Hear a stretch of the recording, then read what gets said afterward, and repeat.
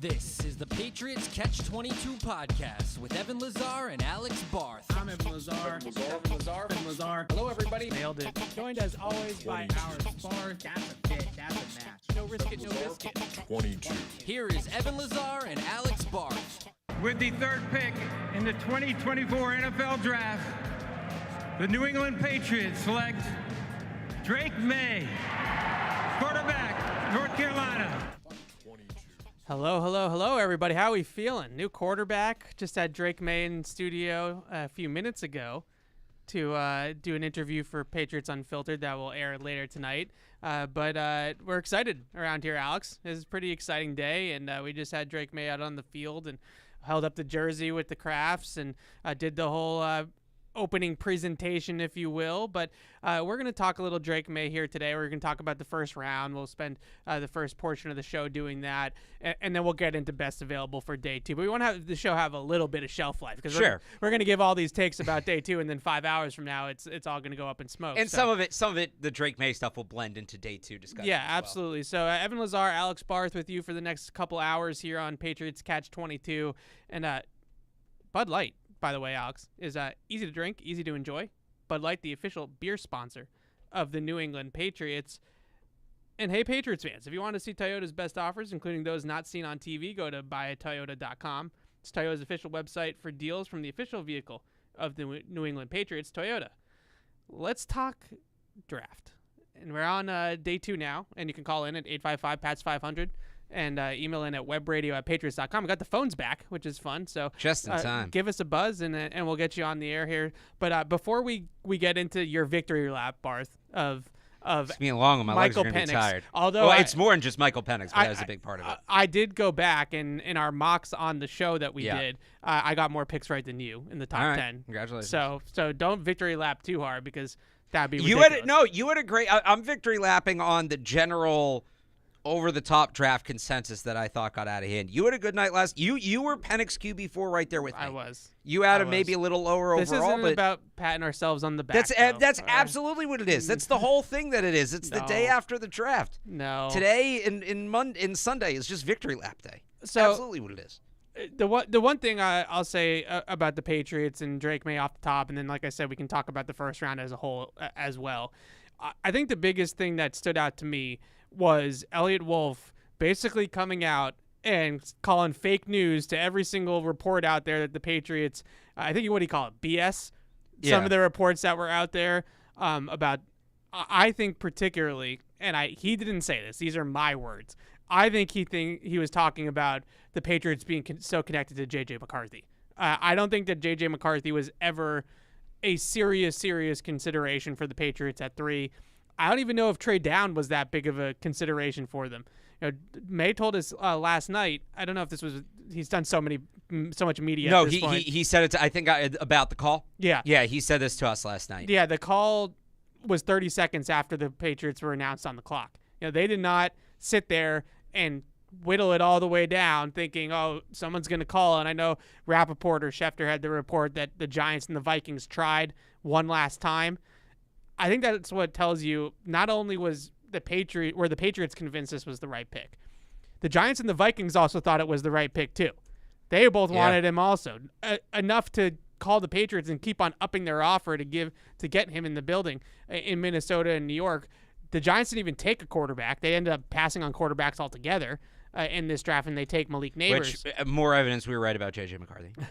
And the bottom line is the Patriots got their guy. Now, the one thing that I think we're both in agreement on is that as exciting as a day of today is for me, for everybody that's been pro Drake Maye and all Patriots fans that are on board now, the biggest thing is that this is just starting. This is the start. You got the guy in the door. You made the pick.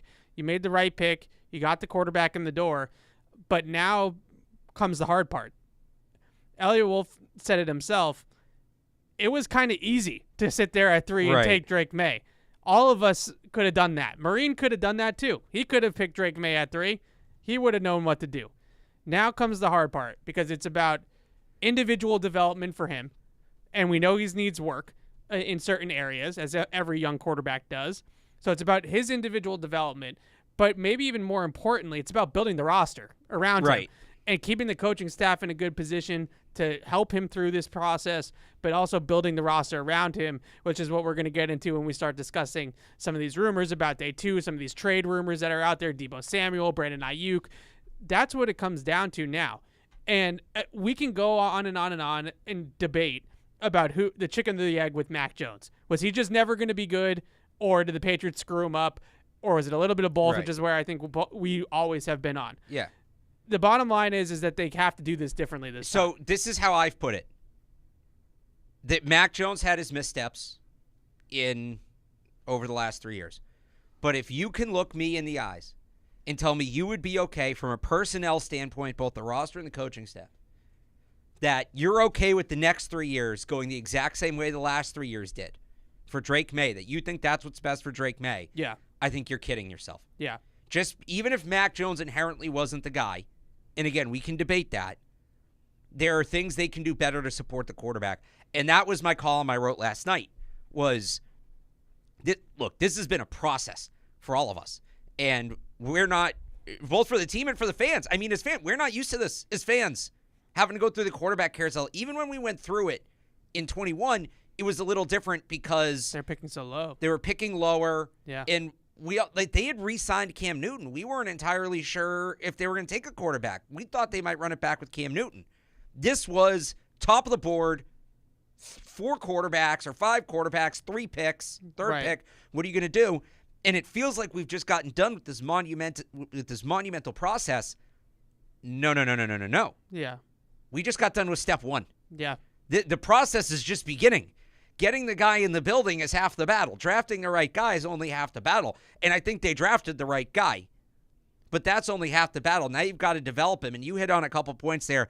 I broke it down to 3 key pillars. Yeah. 1, you got to maintain talent on the roster around him. Maintain, not just add, maintain. 2, you need continuity on the coaching staff. If Drake Maye is a success, and maybe I'm getting too ahead of myself here, but this is kind of how you have to think. If Drake Maye is a success, Alex Van Pelt's going to be a head coach within the next 3 years. You can't get caught empty-handed, holding the bag left at the altar when he goes, like what happened with Josh McDaniels. And 3, whatever the plan is for Drake Maye, in terms of is he going to start right away? Is he going to come in during his rookie season? Is it year 2? Whatever that plan is, have a plan and stick to it. Don't futz around with the quarterback depth chart because we've seen how that goes. And what that all comes down to is consistency and continuity. There needs to be consistency and continuity surrounding Drake Maye. That's the most important thing for him at this point. And it takes 100%. A lot of different forms. And I know we're getting all of the questions on the emails, and I'm sure the calls, a lot of the questions are going to be what's next? What do they do now to help? It's not a simple question. It's going to take us about an hour to answer that. But that's what we're going to do. Yeah, but I feel like to the continuity point, to the consistency point, that's why it's so attractive to take one of these receivers early in the second round, because they grow together. Yeah, they're 2 young guys, and they grow together. Or if it's Brandon Ayuk, he was only 26 years old, then they grow together. Yeah, but at the same time, I think comfort's part of that, getting his blind side protected, and the receiver talent in the third round is a lot better than tackle talent in the third round. Tez Walker, his guys right there. See, I disagree. I think the tackle talent at this point has dropped off so hard because all these guys went in the first round. Tyler Guyton didn't make it. Jordan Morgan didn't even make it to the second round. So there's more wide receiver talent on the board right now than there is a tackle. I would agree with that. When we get to pick 68, will that still be the case? Well, I'm wondering if there's a little lull with tackle now, because our team's going to reach on the tackles. Maybe. I think so. Maybe. I think the tackle run continues. I wouldn't call it like a reach with Kingsley. I think that he's a second round pick to me because of the traits. But Daniel Jeremiah had Kingsley Suamataia as like the 120th person a player on his board. I think Daniel Jeremiah is as low as I've seen on out of the big guys, right? Him, Brugler, those types of people. But that might be a little bit of a reach for some teams. I still think Patrick Paul is a little bit of a reach, but maybe the tackle demand pushes all these guys up the board, and then you could be right that if they don't jump on a Kingsley, they don't jump on a Patrick Paul, even a Blake Fisher at some point here quickly tonight, then they're going to miss the parade. The parade is going to go by a tackle, and maybe there's a little bit more depth at receiver that you'll be able to still get an impact player at 68 at that position. Sure. So I can hear that. I just think that, you look at A.D. Mitchell, you look at Ladd McConkey, you look at some of these other guys that are still out there at the receiver position, and it's enticing. It's enticing to have the two of them come in together, both rookies, both here under contract for at least the next 4 years in the second round picks case, and you have this pairing, kind of Burrow and Jamar Chase. Like, it's not going to be that good. Yeah. But that's the idea, right? So that's true. The one thing I'll push back on with that is, or not even push back on, just so to continue that line of thinking, I think we both think A.D. Mitchell, as a football player, is the best receiver on the board, right? Would you agree that he's like a tier above everybody else that's left? Yeah. So, and we do this every year where there's one or two players you really love and they start falling, and you get to a point where, what does somebody know something I don't? Why is this guy still on the board, right? DeJuan Jones last year, Darnell Washington Well, we last know year. what it is with A.D. Mitchell. But do we know the extent? I think we know what it is. Like, Bob McGinn published, and we talked about this Yeah. when it came out, about the diabetes. But and, I'm saying, and about like, we don't know to what extent it's a concern. So his mood swings. Is at what point of him still being on the board do you look at it and say, there's something going on here that I don't know about, that now I'm uncomfortable taking him? If all these teams are going to pass on him, look at the wide receiver needy teams that passed on him. I for just think lesser we already players. know. I just think we know it. In this case, we already know what it is. Okay, With but we DeJuan, don't know the extent. I think we know the extent. I think. Do we? But that's what I'm saying. Like, are you sure? Because so then why did? I think we know the. I think Chiefs we know. get, I but- think we know the extent because A.D. Mitchell is a first-round talent all day long, and he didn't go in the first round, But- which means that teams think he's bad. Right. So okay. Yes. It's a concern. It's so if clearly it's a concern, at what point, as good of a football player as he is, do you look at it and say, at 34, well, clearly all these teams feel there's risk. I'm not super comfortable with it. I think the bigger thing to me is not necessarily about what all the other teams think and the risk and all that. I think I'm just saying, as a fan, as an observer, when we judge the draft, like last year, people say, why didn't I criticize the Patriots more for letting DeJuan Jones fall? Because everybody did. Clearly, there was something going on that I didn't know about. I'm starting to wonder if that's going to be the case with A.D. Mitchell, where he's going to end up falling into like the 50s just because because X, right? We know what it is. I don't know why you're acting like it's like this foreign like we have no idea. We know the information. The information is that he's a diabetic and he has severe mood swings. So I feel like teams told us last night that we should be more worried about it than maybe we were initially. Yeah, I agree. So that's why. So that's my point. Are you taking him at 34, or does his fall last night make you uncomfortable? It doesn't make me uncomfortable because I still think the talent is too good to pass up. But trying to read the tea leaves of what this organization's doing right now, I think that there's been so much what's the word? Marketing done by this coaching staff, for lack of a better term. There's been so much talk by Jerod Mayo specifically about culture and about getting the right guys in the building to rebuild the culture, guys that are leaders, guys that have the work ethic, guys like him, frankly, when he was a player. And as talented as A.D. Mitchell is, if the reports are true from Bob McGinn that some people in the league think that he's going to have a handler to manage his situation.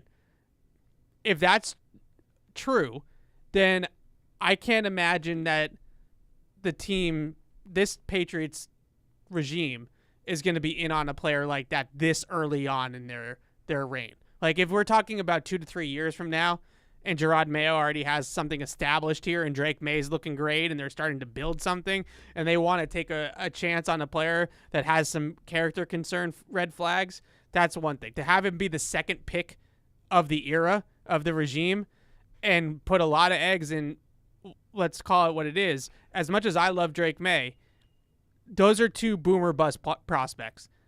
Either we're going to look back on this 2 years from now, and Drake Maye and A.D. Mitchell are going to be perennial Pro Bowl talents, or they're going to be complete busts. The other thing is, I think you factor in too, just in terms of the organizational look at it. How many times now has Elliott Wolf told us he wants more picks? The value of that 34th pick. So if you have questions about that guy and you're thinking about trading back anyway, you're probably going to get value for that pick. Like, so I look at a trade that I think it's the Falcons made in 22 with the Giants, where they moved back.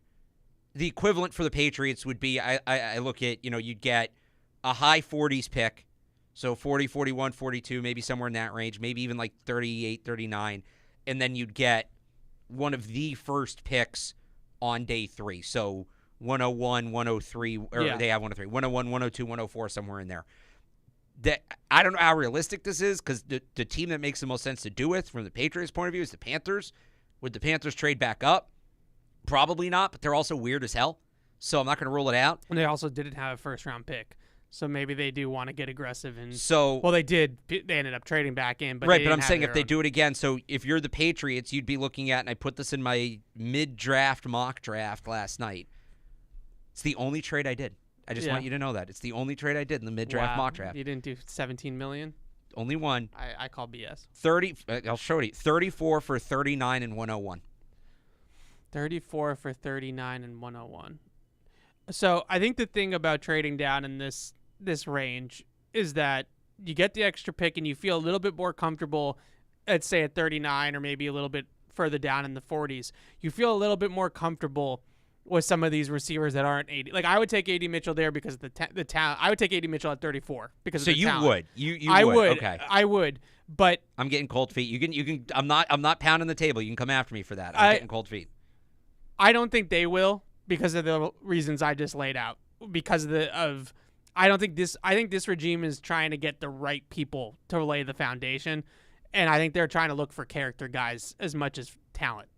And I know Drake Maye isn't necessarily, like, the character guy out of the quarterback class would have been J.J. McCarthy or Penix, not necessarily Drake Maye. But all the reviews down in North Carolina are very positive about Drake Maye as a leader and as a person as well. And we saw it out on the field, bringing his brothers up here, bringing his girlfriend with him. Like, that's a family man. And you know what? He said, if you're getting me, you're getting all of us. Like, that's the type of loyalty and that type of leadership that you want to see. There's a different overall attitude with him from the last couple of guys. I would say. Well, Gonzo's is quiet. No, quarterbacks. Oh, okay. So attitude-wise, we tried to compare Mac to Brady. I don't think it was perfect, but that more stoic guy. Right. But Drake Maye's a lot more like Cam. We were talking about this when we were walking off the field. He's kind of got like a Rob Gronkowski thing going on. He's a little goofy. And he's goofy, he's but Southern, he's so he's got the accent. He's having fun. Like, he's having. He should. I think he was enjoying talking to the media today. I'm not saying that's his favorite thing to do.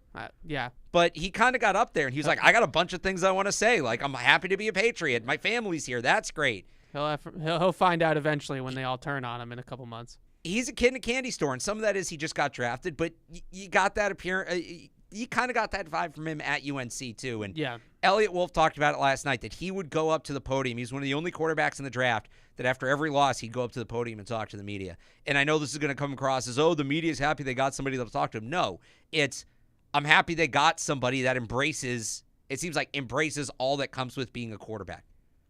There's a lot more to that than it maybe sounds. Yeah, I think the family aspect of this whole thing was maybe more of a factor for the decision makers here than it would have been for us. Like, we're all about the football player, right? And the leadership sometimes too, but we don't know these guys personally. So I'm not going to sit here and tell you that I know the type of guy that all these quarterbacks are. I'm more going to talk about what we see with our eyes. But I think the factor for the organization when it came to Drake Maye, he is the youngest of 4 brothers, 3 of which are all very, very talented athletes in their own right. National champions at UNC basketball. D1 athletes. His brother is a professional basketball player overseas. His other brother won a national championship at Florida on their baseball team. His other brother, I think he might be playing the one that's playing overseas. He was on the North Carolina basketball team. Luke Maye, and hit a really big shot for North Carolina in a tournament game or something like that. He was a really good basketball player. So we've seen other families like this before. You mentioned the Gronkowskis, the Mannings, those types of families. Oftentimes, the youngest has been beaten up on for decades by the older guys, and it does start to make them tougher, make them more competitive. you're the younger one. You're always going to be smaller than them for most of your life. He actually still is shorter, I think, than all of them. I think he's the shortest out of all of them at 6'4", which is telling you something as well. His dad played football at North Carolina, was a quarterback at North Carolina back in the day, played a little bit in the Arena League. So there's a lot of that's a family of athletes. I think that was a factor as well. We're saying a lot of positive things, as we should, about Drake Maye. I think the big thing, though, as we move forward, and I asked him about this on our interview with PU, and he mentioned Clyde Christensen, who's down at North Carolina as a coaching assistant, a quarterback mechanic guru, one of those guys like a Jordan Palmer or Quincy Avery, one of those quarterback guys. That's going to be the next steps for him, obviously, are going to be working on his footwork, working on his drops, working on his timing, working on his throwing motion, trying to tighten that up a little bit. But I don't have any real concerns about it yet, because I don't think he's going to start right away. I do think they're going to take. I do think they're going to take their time with him. With that being said, to get on that topic a little bit, real quick, one of our listeners tweeted something, and I just have to show you this. Oh God, what? Have you seen this yet? No. The distracted boyfriend meme? Yes. It's you, Josh Allen, and Drake Maye. Why is everybody so obsessed with me and Josh Allen? Because you're obsessed with Josh Allen. Why? I am not obsessed with Josh Allen. That's not true. I said one thing to him in the tunnel in Orchard Park one time, like 2 years ago, and I haven't been able to live it down since. I just showed you a funny meme. You're the one that's getting defensive. I'm not getting defensive. I just Is he getting defensive? I can't for the life of me figure it out. I can't. Yeah. You're right. I love Josh Allen. That's why I love Drake Maye, because I think he plays a little bit like Josh Allen. So now we have our own Josh Allen. That's going to be fun. I'm looking forward to it. But getting back on topic to the more important things here, when he plays, I actually think a lot of people, I think, are under the impression, and I understand the logic, that if the Patriots are struggling out of the gate, Jacoby Brissett's 1-5, he's 0-4, they're 2-6. That the roars for Drake, the chatter for Drake Maye is going to become a roar. And this, to me, is going to be probably the toughest thing that Gerard Mayo is going to have to do as a young coach, is not only manage the outside noise, but also manage the noise in the locker room. Because if Drake Maye is tearing up practice and they're losing games on Sundays with Jacoby Brissett, then the players in the locker room are going to start to think, why aren't we playing the best guy here? But I actually feel as though if the Patriots have some early success, it almost makes it more appealing to expedite the timeline. If they're 1-5, I don't want to throw him out there on a 1-5 football team and expect him to be the savior and turn the whole thing around by himself. Now, if they're hanging in there in games and they're 3-3 and they're a little feisty, well, I wouldn't even go to the record. Like if they're 1-5, but they're losing a bunch of one-score games because the offense isn't going. Yeah. Right. It's looked like the last, I guess. I just feel as though, let's not talk about the record. It's more about the eye test of how the offense looks. If all of a sudden there's some pieces that are starting to come together offensively, like they draft a receiver tonight and he's a hit. They draft, Lad McConkey and he ends up being a good player. Or they draft a left tackle tonight and he ends up being a good player. Now all of a sudden you got some protection. You got some guys for him to throw the ball to. Regardless of the record or how the offense is doing, I'd be more encouraged to put him in there if the other pieces all of a sudden look a little bit better. The last thing I want to do is throw him in there to the Wolves with everything a train wreck around him, expecting him to come in and and fix everything by himself. I think that's doing him a disservice. I agree with you, though, that you have to stick to your guns. But I will say I hope they don't make the decision of, we're going to sit him for the whole year. We're not going to sit him for the whole year. We're going to sit him for this amount of time until we get all the way through training camp in the preseason. So I agree with that. I wouldn't go fool's gold with the preseason, though. Like, we got to temper our expectations with the preseason. But they'll know. They'll know, but but it goes back to my thing. Have a plan, stick to it. Whatever the plan is, don't wishy-washy on it. Yeah, it's going to be tough when they're 1-5 and there's a lot of noise. But if the plan is to sit them, you have to sit them, and that's what they're signing up for here. Yeah. It's going to be tough. I mean, we're going to talk about it on these shows. Your station's going to talk about it. Oh, my station, that's all they're going to do. It's going to be wall to wall. When is it time? When is it time? When are we going to Drake Maye? When are we going to Drake Maye? And I'm not blaming anybody. Can I say this, though? But that's going to be the case. The whole he needs 2 years, people, get out of here. Yeah. Like, if he's not starting week 1, 2025, something's gone wrong. I'll say that. He will be, but even if he's not ready, he's going to be starting by week 1, 2025. Right. You know, that's just the way it works. I'm just saying, one way or the other, if he's not starting week 1, 2025, something's gone wrong. The Patriots are not Jordan loving Drake May. No, they they're just not. they don't have the luxury to I do was it. more talking about like a Trey Lance thing. Where he just never gets on the field. Well, no, I'm just saying, like, scary. that's what would come up. Yeah. But I wouldn't be surprised if he starts some games this year. I wouldn't, but I don't think it's coming right out the gate. Yeah. The real question is, who's the backup? And what do they do in terms, how much do they protect him from going on the field? Because if Jacoby Brissett, and look, I like Jacoby Brissett. I think he's the right guy for the situation. But the one thing about Jacoby Brissett, he gets hurt a lot. Yeah. And are they going to go to Bailey Zappi? Are they going to go Nathan Rourke? And, make sure that Drake Maye doesn't get exposed until they want him to get exposed? Or is Drake May's timeline kind of dependent on Jacoby Brissett staying healthy? That, to me, is going to be the real question. And it'll get really interesting when we get to cutdown day. Does Bailey Zappi make this team? Yeah. I just think that decide at the end of the summer. Yeah, we got a long way to go for that, but I think that's a discussion that we're going to have. I understand not throwing him out there right away regardless. If you really feel that it's better for him to hold the clipboard behind Jacoby for 6 weeks, 8 weeks, whatever. But I'm super high on the player. I have been before they even drafted him, so don't hit me with, oh, you're changing your mind now because he's a Patriot. No, we've been. I've been this way this whole time. Although you should hear my J.J. McCarthy too. We'll get to that in a second. I think the biggest thing is I think we're going to go out there in the spring and the summer, and it's going to be very, very obvious how talented this kid is to everybody that's watching these practices. And the preseason games too, but we're going to be watching training camp practice where he's going to have reps against the Patriots starting defense, which is going to be a top 10 defense in the NFL, regardless of how the offense plays. The defense is going to be set, and they're going to be a good defense this year. And if Drake Maye is out there and he's throwing bombs and he's going toe-to-toe with the Patriots defense in practice, and he looks the part just like Mac did in 2021 when it was clear that he was the better quarterback than Cam Newton and he should start the year, that's when it gets interesting, because maybe he is ready faster than we think. But that's what I'm saying. You got to be careful with the fool's gold of the preseason, because I'm not talking about the games. Yeah, I'm talking about the practices. Even that. But here's the thing. But it's because it's not just the throws themselves, right? Like C.J. Stroud, first game of the preseason here, C.J. Stroud threw a pick to Jalen Mills on like the second drop back of his NFL career in the preseason. It's more mental. It's more about his mental grasp of the offense and his ability to run Alex Van Pelt's system than it is about, is he going to be the more talented guy? Of course he's going to be the most talented guy. Here's what you have to be cognizant of. Once he's in there, he's in there. You cannot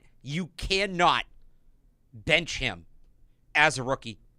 We saw the last 2 years when you start screwing around with the quarterbacks like that, what happens? So you have to be sure when you go to him that it's time. Because once you flip that switch, there is no going back. There's no going back. Yeah. So that, to me, is what's monumentally important in all this. The other thing that becomes sneaky important here, and we'll get to this probably in about a month, right? When's the bye week? When's the Thursday night game and that mini bye? Those are going to be factors, too, as we start to talk about this. Because let's say they feel good about him coming out of camp, right? But the bye week's like week 5. Yeah. Then it's, all right, we feel good, but we can we have a little bit of time here, and we'll have some extra time to get him in. Mac Jones here, I think the bye week was like week 11. And then they didn't play Thursday night football till after that. It was after the Indy game, right? Or before, after the Buffalo game, and then the Indy game was coming off the right, bye. That was late. And then the Thursday night game was super late, too. I think they went Thursday night, then the Buffalo game, then the bye. Yeah. So ultimately it didn't matter because they cut Cam out of camp, but we're getting into real nerd stuff here, but this is what we do. The bye week's now important. When's the bye week? Yeah, it's important, and I would also say that you have to – I am more concerned about what happens, again, internally if it's very, very crystal clear to everybody that he's the best quarterback on the roster, you're going to have to show some real gumption to keep him on the bench. But that's why, again, if the bye week's week 5, it becomes a little easier. Yeah, that's true. That's why I'm saying that matters. All right, before we open it up here, I'll give you your stage. I'll give you your platform to tell me that you were right and I was wrong about Michael Penix. Half wrong. I was right that he was QB4. I was going to give you. I was going to say, look at us. No, I was really going to say this. I promise. I want to own this. I sat here and I argued with you semantically, as we do, for probably an extra 15 minutes that neither one of us was going to budge. And I told you that it was crazy that Michael Penix Jr. was going to go in the top 10. You told me I was wrong. He goes 8 overall to the Atlanta Falcons, which you love for some reason. I love that pick. Nobody else in the world loves it except you. Is it my favorite?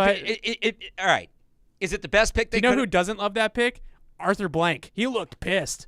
Well, he looked pissed. Because Arthur Blank, he just gave a blank check to Kirk Cousins, and now he's got an 8th overall quarterback. He's got nothing to do with. So let me explain. Nice. Thank you. Let me talk about Penix, and then we'll talk about the pick itself. Where I feel, and I want to give, you never bought the J.J. McCarthy hype. You saw through the injuries on Michael Penix. You were one of the few people who did that. I want you to get credit for that as well. The real victory lap here for me, the whole trade down for a quarterback. Yeah. Oh, you can get Penix at 11. But we were talking about Penix at 34. I know. I did a mock draft early on in the process where I had them taking Alt and Penix. He went 8th. Yeah. And he went 8th. When teams like quarterbacks, they go. Teams don't wait on quarterbacks. But you have to admit that part of the reason why you love the pick is because you were right about that he was going to go. No, early. I actually because the pick for Atlanta makes 0 sense. No, don't here's try why. To, no, I know. I'm going to justify it. I'm going to justify it in a couple ways. One, and this was my whole take throughout the process for the Patriots.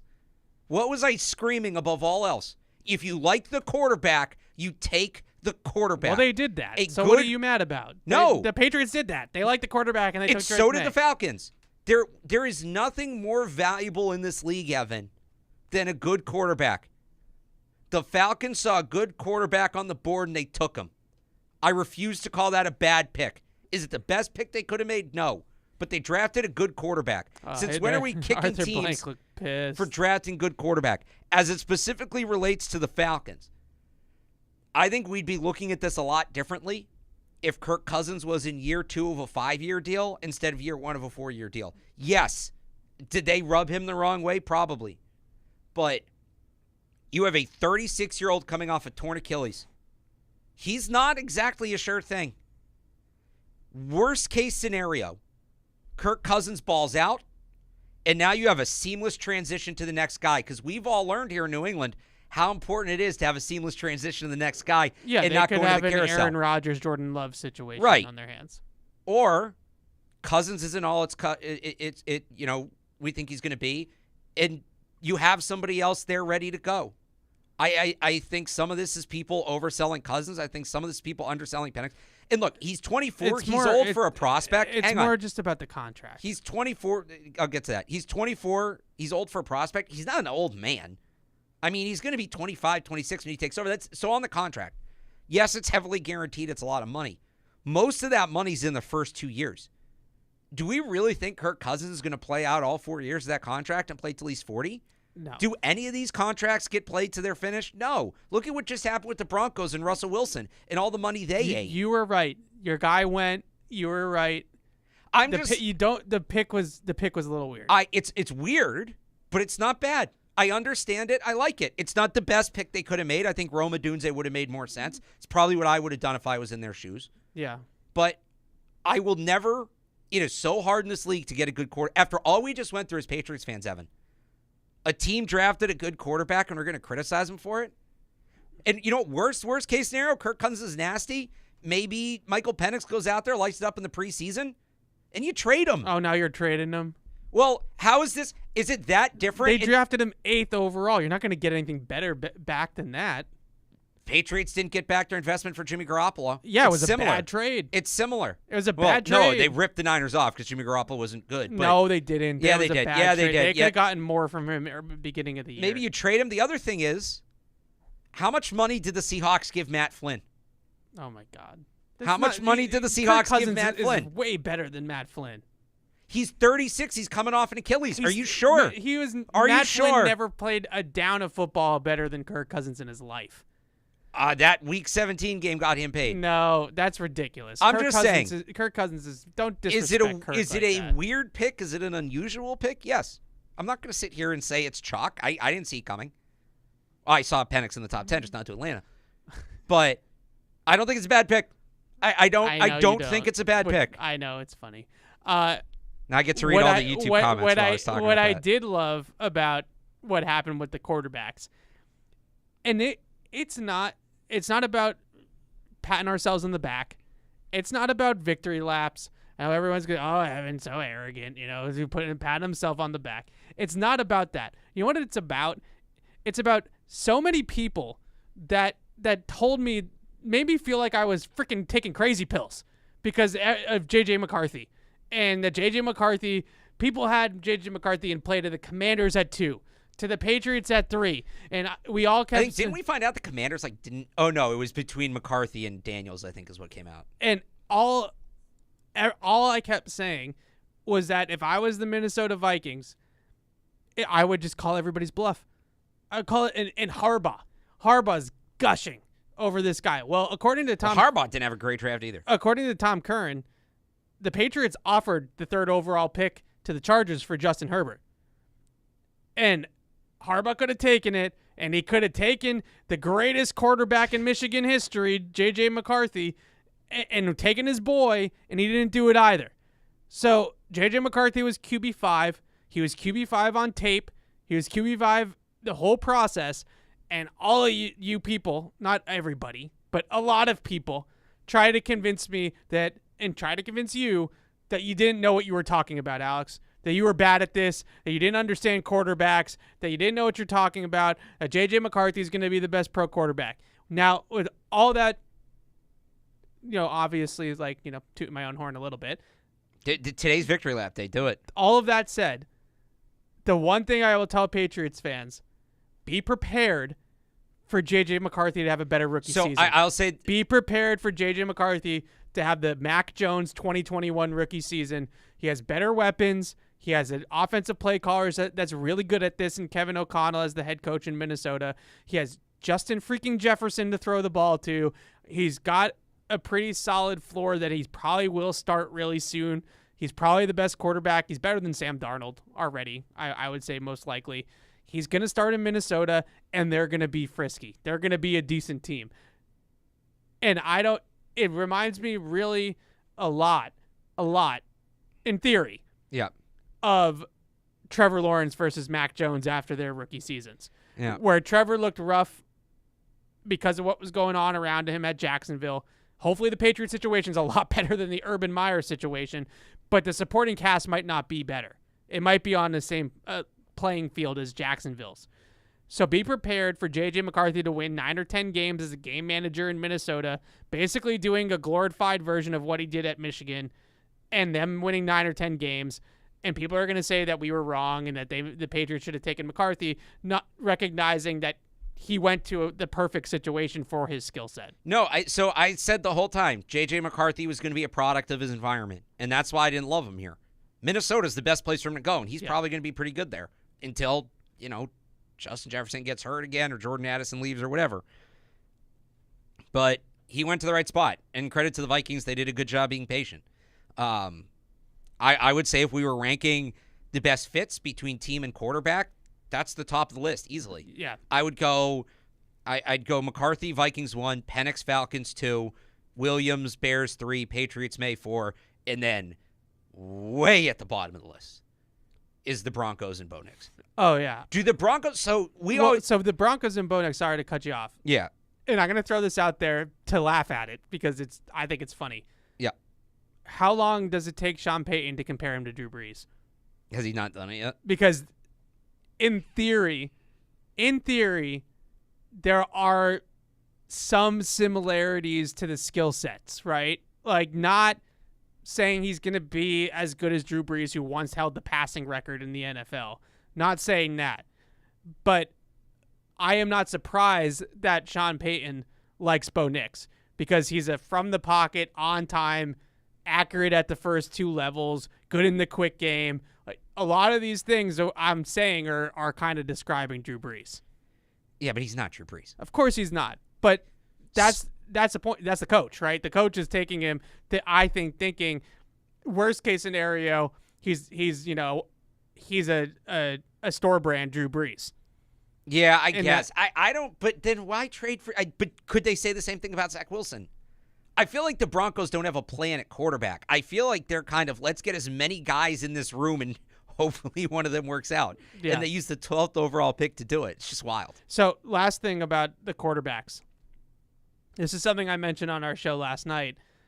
And I think that this was a driving force of why we saw 6 quarterbacks go in the top 12, which is record, right? Record, I think. 6 quarterbacks in the top 12 picks, which is obscene. Yeah. But the quarterbacks go. So I think that the biggest reason, or one of the biggest driving forces of all of this, is the 2025 quarterback class. That Tom Fornelli had a great tweet last night. He goes, you got to take Bo Nix 12th overall when the whole draft next year is full of Bo Nix. I think the league just told you that the draft next year at quarterback stinks, and they know it. Who's been telling you that for a long time? And they know it. And if you don't take one next year, if you put Michael Penix, if you put J.J. McCarthy, if you put Bo Nix in next year's quarterback class, they're QB1 in the class. I don't know about Nix and McCarthy, but yeah, the rest of them. Just because of how good the quarterbacks this year are, you have to stack it this year. 2023 class, how do they stack up? 2025 class, how do they stack up? Because that's how you should be doing it. Right. And that's, by the way, another part of the reason I think the Falcons took Penix.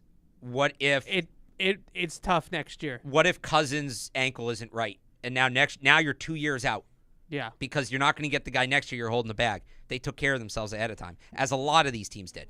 That's why I'm surprised. I'm kind of surprised the Giants didn't take McCarthy or Penix. I'm kind of surprised they didn't go quarterback. It's a rough class next year, and yeah, there's probably going to be one guy that emerges as the Jaden Daniels, but that's one guy. One guy. I think Shedeur will be a top 5 pick. Shedeur is probably the guy. And then maybe you get like one other guy. Like a Quinn Ewers or Quinn Ewers, Beck Cam Ward. Somebody's going to surprise us. And I don't think it'll be quite as bad as the 22 class. It's not going to be Kenny Pickett year. Yeah. No, it'll be, I think it'll be like last year minus Anthony Richardson. You think it would be that good? I didn't think last year's class was that good. I mean, C.J. Stroud is a dog. Yeah, but he wasn't. I'm talking about in the lead up. Like, C.J. Stroud exceeded expectations, right? There were questions about C.J. Stroud. I just think him and Bryce Young are near the top of every quarterback class. I don't think so. Not Bryce. You don't think so? So small. He's tiny. He is small. He's tiny. But, I mean, Kyler was small. I think it'll be somewhere. Is small. I think it'll be somewhere between 22 and 23. I think it'll be better than 22, but I don't think it'll be as good as 23. That's fair. I just think that the league looked at it, and at least what we know now, and all we can do is operate with the information we have at this present moment. What we know of now, that quarterback class, it looks rough on paper. Yes. And I think a lot of these teams said, we can't do what a lot of people called into the show, and there's logic to it of the Patriots should trade down, and they should punt on quarterback. They should use all their assets to build up the roster, then take the quarterback next year. How many times did we hear that over the last 6 months? Yep. And the league was not doing it. Nope. No one was waiting until 2025 for the quarterbacks. No one. So it was a fascinating night. I did get the first 6 picks correct in our top 10 mock draft. So you had the Chargers taking all? I did. Yeah, that's I don't know. I thought maybe I gave Harbaugh too much credit. How do you feel about them playing all at right tackle? I feel like that's a waste. Move down, take Fuanga, who's an elite right tackle, and get more assets. He's stealing what should be a great career from Joe Alt away from us. Who knows if he can play right tackle? No, I'm not concerned about him flipping sides because he's so talented. I think he'll be able to do it. I think that the thing that surprises me a little bit is that he's a finesse tackle. Like, I love Joe Alt. And I know when you call offensive lineman finesse, some people take that the wrong way. But he's a ballerina. Like, he's a soft. He's not a road grader. No, and so he's not Trent Brown. I thought there was a lot of buzz about J.C. Latham and the Chargers because that's a Jim Harbaugh tackle. Well, same with Fuanga. But as it turns out, he went 7 overall to the Titans. So if you didn't take him at 5, you weren't getting J.C. Latham. Well, or could they have swapped 5 and 7? Because I think the Titans won it all. That was all the reporting out of Tennessee was the Titans won it all. I'm surprised the Chargers didn't move down. I thought they were going to move down and take J.C. Latham. That seemed to be what where the winds were blowing. Like they were just Harbaugh wants to run the ball. He wants to be a road grader. He wants to do those types of things. Yeah. With Rashawn Slater and Joe Alt, you have 2 elite pass protecting tackles. That's Rashawn Slater's the same way. Yeah, no, it's very un-Harbaugh-like. I'm very confused by it. Are they going to throw the ball 50 times? They might. They might. Or they're just going to run the ball behind those guys because Harbaugh's a lunatic. Yeah, well, that's silly.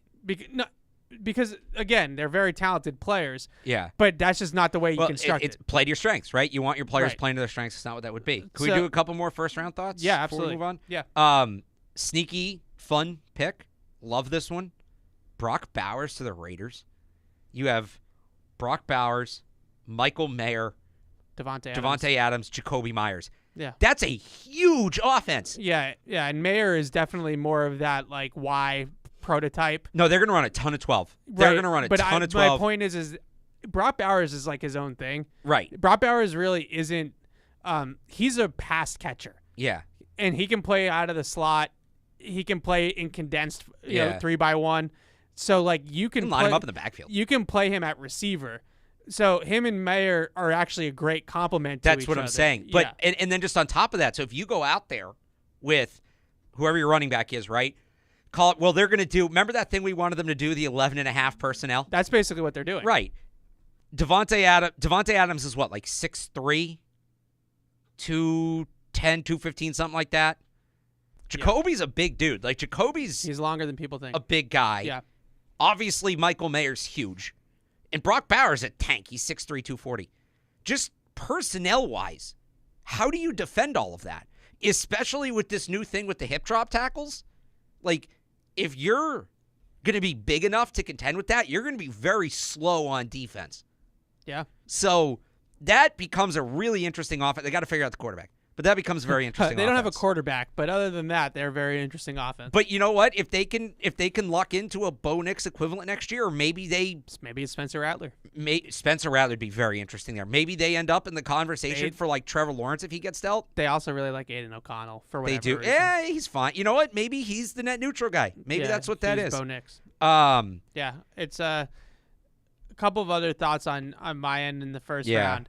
I got one more I got to get to, and I'm sure you know. As we segue our way into day 2 thoughts, the tackles went bye-bye. They went, They flew off the board. I mean, Amarius Mims went 18, right? Yeah. Jordan Morgan went 25. Goes 25, which I think is fascinating because he goes to Green Bay at 25, which tells me that the Patriots probably had a pretty good grade on Jordan Morgan. Yeah. Just because of the connections there, the offenses are super similar. Basically, the Packers and I think even the Niners at 31 might have been a Jordan Morgan team too if he was still on the board. His zone blocking skill is so out of this world good that even though he's going to have short arms for a tackle, he's so good laterally out of his stance that those Shanahan teams are just going to they love him. They love him. So you look at Morgan goes, Guyton obviously goes at the end of the first round. That drop-off is legit, I think, now to that next Even to tier. Kingsley? Because you're a big Kingsley guy. I'm a big Kingsley guy. The thing that scares me now about Kingsley is that that's 2 raw developmental picks at the top of the draft in Drake Maye and Kingsley, where it's either a home run or you're out of the league, and there's no in between. Wasn't it the same with A.D. Mitchell? Similar. But you just said you wanted him to take A.D. Mitchell. Yeah, because I think he's a better player. All right. But it's similar, and that does scare me a little bit. Which is why when we start to get into trading for an Ayuk or a Deebo Samuel, that gives this draft haul, if you want to include them in the haul, a little bit of a more a solid floor. I want to get to Ayuk and Deebo, but I have to do this first. Yeah. How dumb are the Buffalo Bills? What are you doing? We talked about this last night when I called you on our way home. Our annual post-first round phone call. Yeah, and I did it before I got home so that Jess didn't get mad at me for screaming in the apartment at 2 o'clock in the morning. But we talked about this. The Bills have no money. Bills are poor. I get the Bills have no money. They're a poor team. I get the Bills have no money. They're literally selling 25%. That's not a small share to sell. No, it's not. Most owners only own like 51%. But of all the teams to trade with, The Chiefs have been your daddy for 5 years. They continually knock you out of the playoffs. They finally, maybe, got a little bit of a weakness, and you hand them a guy who has been compared to the best weapon they've had in the Patrick Mahomes era. What are you doing? Trade with anybody else. Let anybody else get Xavier Worthy. You, an AFC contender that needs a wide receiver, gifted your draft pick to the top AFC contender that also needs a wide receiver. And by the way, you mentioned poor team, right? They need affordable players. They didn't net any picks. They traded 3 picks for 3 picks. And then again, they trade down. Again, they gave up on our receiver. Again, they net no picks. I can't deny it. Unless they're going to trade for Ayuk or Samuel. We're going to look dumb. Absolutely. We're going to look dumb in 2 hours when they trade for Brandon Ayuk. I threw that caveat on. But I will say. But can they trade for Brandon Ayuk? It's cheaper to draft the second-round pick. So, yes, they're putting but they're saving. They have no money. But you could have. Why does nobody get this? Why not move outright down from 28 to 33? Get more picks, which you need, and not help the Kansas City Chiefs. That was always an option. So I understand why they traded down. And on the Ayuk thing, can they afford to trade for him? Can they afford to pay him? I don't think they can. I understand they need to trade down because they couldn't afford a first-round pick. But within that, why in the – let's not forget, when Patrick Mahomes – and rant's almost over. When Patrick Mahomes and Xavier Worthy – are destroying the NFL for the next 5 years. I want us to all remember who set that up. And not only did the Bills trade the Chiefs the pick for Xavier Worthy. Do you remember who traded the Chiefs the pick that they used to draft Patrick Mahomes? The Buffalo Bills. The Buffalo Bills. So, congratulations. Brandon Beane has done a fantastic job building a championship roster. He just built it in Kansas City instead of in Buffalo. I don't know if Brandon Beane was GM in 2017, but you get the point. Was he? That was a pretty good way to end it. I'll give you that. Thank you. Was he unless he wasn't the GM then? I mean, who cares? Now I gotta check. No. It might have been Whaley. No, it was his first year, 2017. So congratulate. Nobody is more responsible for the success of the Kansas City Chiefs than Brandon Beane. I want that out there. I want that known. I would say this, and look. Everybody calls me a closet Bills fan because I like Josh Allen, and I'm not anymore. You got your own Josh Allen. Exactly right. I'm so excited. I'm not gonna tell anybody. I'm not gonna disagree with you. Yeah. Since they went on that heater in Buffalo, where it was Josh Allen, it was Stephon Diggs, some of the supporting cast members that they were able to draft and able to trade for, they were on a heater. For let's say around COVID, 2020, 2021. Brandon Beane and Sean McDermott now are ice cold. They are ice cold. And that team, I think what happens a lot of the time, for starters, a lot of their roster aged out. Their roster starting to age, starting to get older. Secondly, they now all of a sudden have a little bit of margin for error because Josh Allen's Josh Allen. And now they $60 million cap hit. Now they probably feel like we have the MVP quarterback. It's his job to make this work offensively. But they're on a cold streak, no doubt about it. I didn't even really understand Dalton Kincaid last year. I wasn't the biggest Kincaid guy. He was better than I expected. I was a Sam Laporta guy, but I didn't really understand that pick either. Like, you just draft a receiver if you want a receiver. Right. Instead, you drafted a tight end. Getting cute. Yeah, it just makes no sense. Tight ends in the first round are very hit or miss. Yeah, it's one of the harder positions to draft in the first round. They drafted a basically a slot receiver because Dalton Kincaid doesn't block. Yeah, and they drafted this guy. I hated that pick when there are a bunch of good slot receivers on the board. Josh Downs on the board. Yeah, and they draft these guys and it doesn't work out. And yeah, it's been tough sledding in Buffalo a little bit. It's not going to get any better. Their roster decisions have not. I cannot wait until. Not Tony Cheese. I cannot wait till Worthy goes. What's it going to be like? 6 catches, $125, 2 scores against the Chiefs and against the Bills in the divisional round. Oh, it's going to be beautiful. It's going to be beautiful. All right, let's go to the phones and you can jump in now. 855-PATS-500 is the phone number. Patty is in Agawam. What's up, Patty? So nice to talk to you guys again. It's great, isn't it? I'm so glad that the phones are back. What's up, Patty? So what's going on, guys? So I had a take on Ayuk. and I had a question for you guys, too. Yep. Me personally, I wouldn't mind Ayuk coming here, but I might be in the vast minority in saying this, but I would like to see them draft a receiver that they could possibly develop a rapport with Drake Maye, and hopefully, like, right around the same time that they're both looking for extensions, they're both good enough or possibly even great enough to, like, get those second contracts. And I don't think they're going to be that good next year, or just regardless of how good both guys are, or just regardless of how good May is, just because look at the schedule that they're playing. So we might end up picking in the top 10. We could have a Cincinnati situation where we get our Joe Burrow, our T. Higgins, and we get our Jamar Chase next year. But that's my take on that. And where it stands now, because I think the Rookie of the Year is coming out of the first round. It's a good bet. Who do you guys think is going to win the Rookie of the Year? Just, throw it out there. I'm going to throw out there J.J. McCarthy. Just It's possible. what you guys have discussed, his situation. And I'll take that off there, and it's great to talk to you guys again. Great to talk to you, Patty. I hope everything's well. Yeah, I agree with him that J.J. McCarthy is probably the betting favorite. It's going to be him or Harrison. Yeah. Because Harrison's going to get. And Kyler's awesome. And they throw the ball a ton. Like, Harrison could catch 115 passes. And he could just have some. I don't know how much it'll relate to winning, but he could have some video game numbers out there. Yeah, kind of like in Garrett Arizona. Wilson as a rookie. Yeah, so you could see that kind of. And I think there'll be the narrative with, is J.J. McCarthy good, or is it all Justin Jefferson, Jordan Addison, things like that? Yeah, so I love the idea of trading for Brandon Ayuk, because I love the player. I mean, that's the most important thing. I think that when you talk to the Patriots and Elliott Wolf, you take him at face value. Yeah. He mentioned last week when we talked to him in his pre-draft press conference that they don't have that 3x1 X receiver that can beat man coverage on the backside consistently.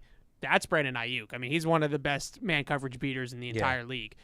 So not only does it make sense, age 26 years old, still gonna, you're gonna get him probably on a 4-year deal, 5-year deal. You're gonna get him for his prime. I notice all these guys are signing 3-year deals now. They want to hit free agency twice. They know they know they're gonna get that money twice.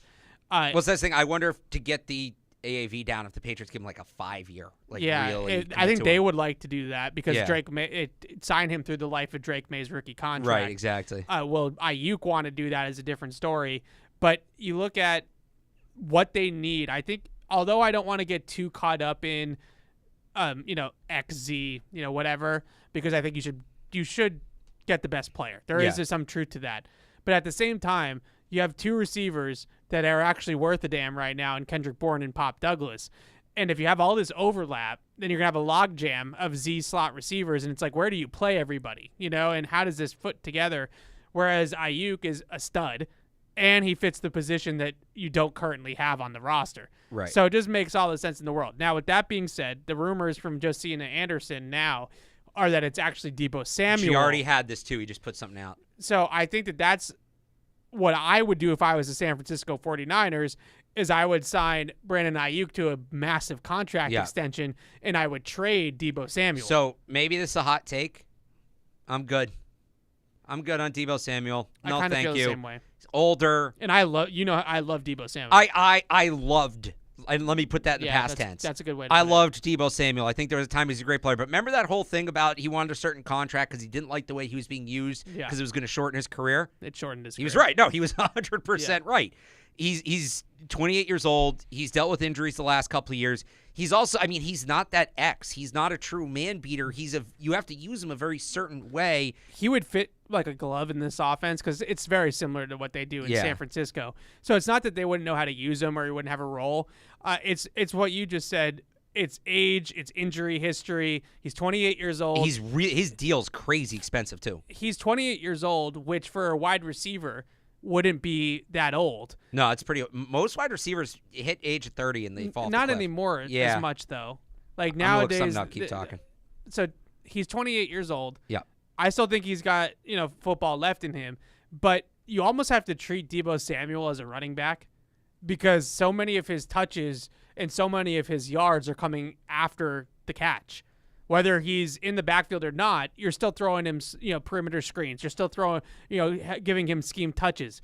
You're still throwing him quick hitters over the middle of the field and letting him run with it. So the wear and tear on his body has been really similar to a running back. And we know how running backs, once they hit 28, 29, 30, we know how that goes. So in a lot of ways, that's how I think Deebo Samuel should be viewed. Now, I take Deebo? Do you know how many wide receivers age 30 or older caught 50 or more passes last year? No. You want to guess? 6. Yeah, actually, it's 9. Nailed it. But, I mean, I did not nail it. I was off. Thielen, Devontae Adams, Keenan Allen, DeAndre Hopkins, Tyler Lockett, Brandon Cooks, shout out Brandon Cooks, Stephon Diggs, Mike Evans, Cooper Kupp. So, there's not a ton of 30-year-old receivers. I just think it's even worse for Deebo. And he's right, and he's going to be accelerated in that regard. So yeah. Now, with that being said, I'm not trading a day 2 pick for Deebo. No, if they can get him for like 103, I mean, go for it. Yeah, that's what I was going to say. If they can get him for a 4th in Mac Jones's 6th round pick, then I'm all for it. But I'm not giving up 34 or 68 for Deebo. Would you trade 34 for Ayuk? Oh yeah. Yeah, I would. 100%. So I'm in on Ayuk, and you know I'm not a huge Ayuk guy. I've kind of come around on him a little bit more even before these rumors came out. Bursty technician. There's just at the top of the route. There's just a part of me. Tell me if this is unfair to worry about. He's been in an offense where the defense has to worry about Deebo, has to worry about Kittle, has to worry about McCaffrey. Like, he's never been a defensive focal point. He's never been. Maybe he is the caliber of being a Tuesday morning player, but he's never been a Tuesday morning player because he's played with all his talent. And I do think there is a projection you have to make there that when he doesn't have all these other guys amassing coverage on them and a defense can key in on him, what's that going to look like? Because that's obviously going to be the case here. And that's the one thing I worry about. Now, no receiver that's available is perfect. You're going to have to worry about something. And I've kind of come around on, especially now that A.J. Brown signed his extension, this is the guy. This is the guy. If you want to get the guy this year, this is the guy. But I don't know. I do worry a little bit about he's going to get so much more attention from defenses. So I agree that there's some worry there, or at least his numbers might take a hit because of that. Yeah. But isn't that kind of the point of having that one guy that's going to tilt the coverage? But because now all of a sudden Pop Douglas and Kendrick Bourne and Hunter Henry, maybe you'd still draft a receiver, at some point in this draft. Isn't the point that you need that coverage dictating a receiver? You do, but you still want a guy that even when the coverage is on him, and even to make a play, he'll make a play. So I think that in one of the things that I think is a little bit of a misconception, I'm not saying you're doing this, but you don't like double receivers on every single play. I know. So when he's going to get his, he's going to get his. So he's going to get his opportunities. The point is, there's guys when you got Sauce Gardner in your division. You got some really good corners in the AFC, and the idea is the defense when they put Sauce Gardner on a receiver, the idea is this receiver's not catching any passes today. Remember, Patriots used to do that all the time. It was only the elite of the elite of the elite. Yeah, could still make. Maybe it wasn't as big of an impact, but could still make an impact in those situations. Is Brandon Ayuk the guy that when it's Sauce, when it's I don't know why I'm blanking on the top corners in the league right now. This is embarrassing. Well, I mean, now in the AFC, it's a little bit different because there's been a movement. But L'Jarius Sneed is in Tennessee now. So right, so when you Patriots play the Titans next year, there's not a ton of good corners in the NFL right now. Trent McDuffie is not that type of corner. No, he's not. Buffalo doesn't have those corners anymore. So all right, so maybe I'm worrying too much. But when you go up against, Miami has Ramsey. When you go up against Ramsey, when you go up against L'Jarius Sneed, when you go up against Sauce Gardner, the idea is those players are going to erase your top receiver. Is Ayuk the kind of guy that even when he gets that treatment, I'm not saying I need him to go for 5 catches, 100 yards, and a touchdown, but he's not going to totally disappear. He's going to go toe-to-toe with the top corners in the league. Yeah, I hear what you're saying. I just wonder if it matters. Like, if he's that coverage dictating receiver and he establishes the proper hierarchy in the offense and all that stuff, then at the end, like if Sauce Gardner has to take Brandon Ayuk because otherwise Brandon Ayuk's going to go off, then it's still worth it because now the coverage isn't on these other guys. It matters. So I think it matters to an extent. Like to get it's the whole trickle down effect. Well, I think to get to the baseline they want to get to in year 1, year 2 of Drake Maye, which is just be competitive again, I think it's fine. But if you're going into playoff games, right? If you're going to try to contend and get back, then I think it starts to matter because eventually you are going to have to beat teams that have that kind of corner. Okay, so and have other good I corners. agree, but let's also keep going here for a second. In that, if you trade for Brandon Ayuk this offseason, and then you go out and you draft a guy next year. Okay, well, all right. I mean, that's basically what Cincinnati did, right? Yeah. No, you've sold me. So he's your T. Higgins, not your Jamar Chase. Or maybe he is your Jamar Chase, but you still go But out and get I'm T. saying Higgins. at the very least, he's your. Yeah. All right. And I think the same's true for T. Higgins. Like if T. Higgins ends up getting we talked traded out of to nowhere. Cameron Wolf last night on Sports Hub. Yeah. And he said when it comes to T. Higgins, the Bengals just aren't picking up the phone. They're Yeah. just telling teams no. They're not even listening to offers. They want to go for it. As they should, by the way. As they should. Good for them. Shout out Trags. But love you, Trags. I would. All right. I was gonna do Ayuk. I was into Ayuk. I was more reluctant about it. You've convinced me. Like let's go. Because it's just a good I'm football in. player. Yeah. You got to start stacking good talent. In. Brandon Ayuk So, for let me 34. I'm in. okay, I'm still out on Debo. I'm still out on Debo. Even for like a 4th and a 6th. Even for you wouldn't trade a 4th round pick for him. No one cares. Is he going to restructure his contract? I don't want to be committed to because if he's here, how many more years does he have on his contract? I think it's a lot. Let me look. Let me look at his contract because here's so- my thing with Debo. If he's here, Yeah. you have to play him, and if he's not good, but he's still on the, I worry about him. Basically, maybe it's not. Maybe not as bad. You worry about him being Juju Smith-Schuster. That's exactly what I was going to say. Yeah, I hear you.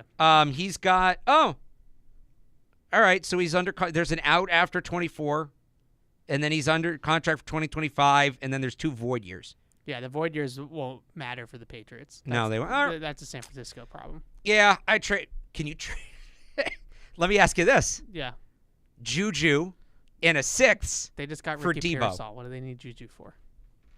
Because I don't need Juju and Debo. I don't need both those guys. The Patriots don't need Juju. You could have just. I mean, at all. But so that's maybe all right. A 4th, you say all right. You know, a 4th and Juju for Debo. I think that they almost say no to that because they don't. Why would they take on Juju's contract? Because they want to get rid of Debo's contract. But still, now you're just, no, you're paying about it's half as I'm looking at the I know cap it's numbers half, here. but like it's less than half. You're still paying for somebody.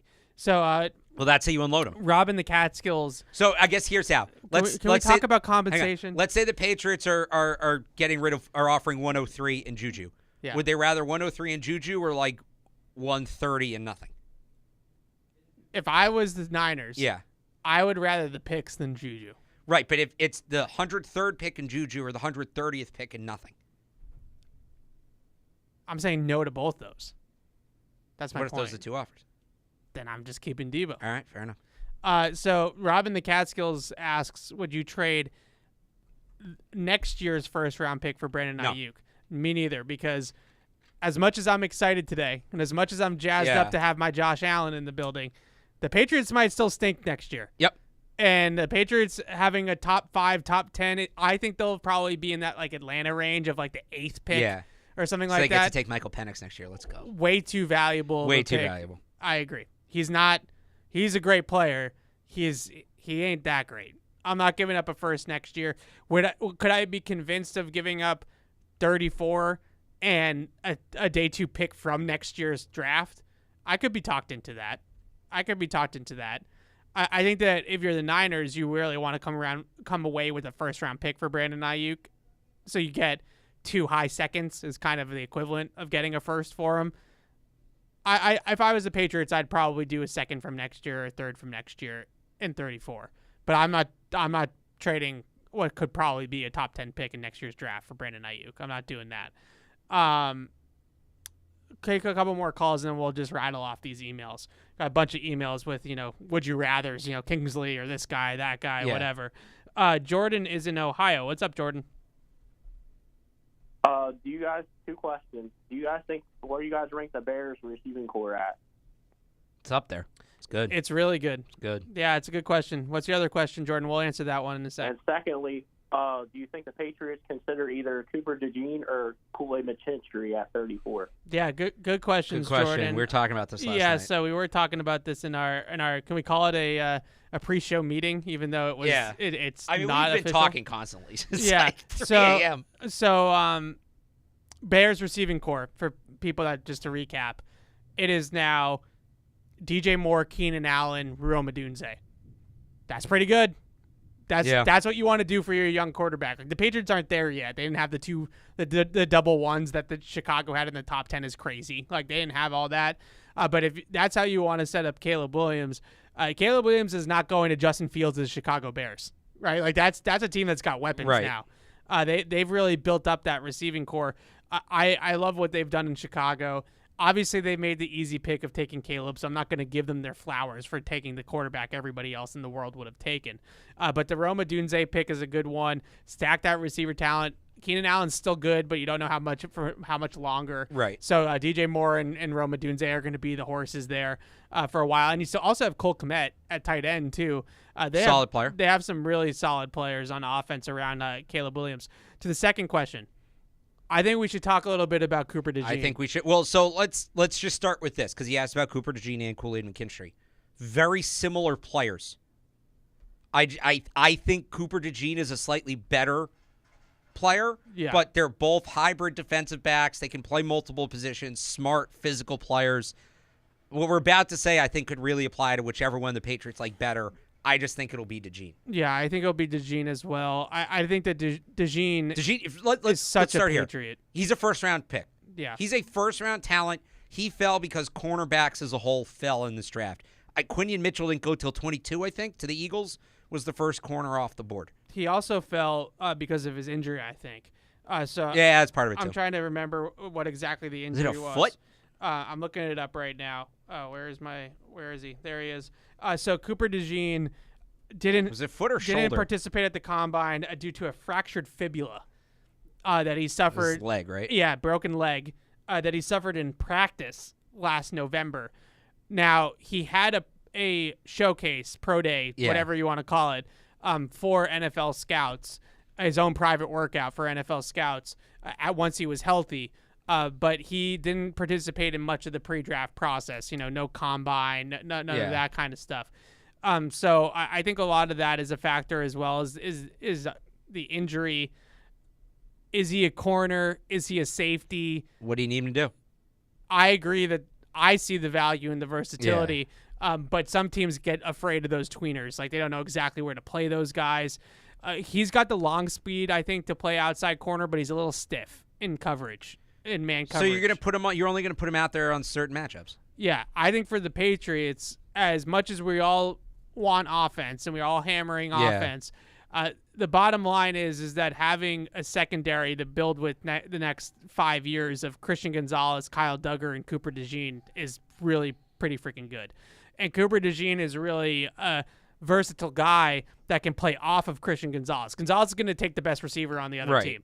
So now Cooper DeJean, this week we're playing a team that's got two really good receivers. So we're going to have DeJean on a receiver. But maybe next week it's only one really good receiver on the roster. So we're going to have him play more of like a rover role or a safety role. Well, and the other thing is he can play that free safety role and keep Kyle Duggar and Jabril Peppers in the box. He can play free safety. He can play nickel. He can play outside.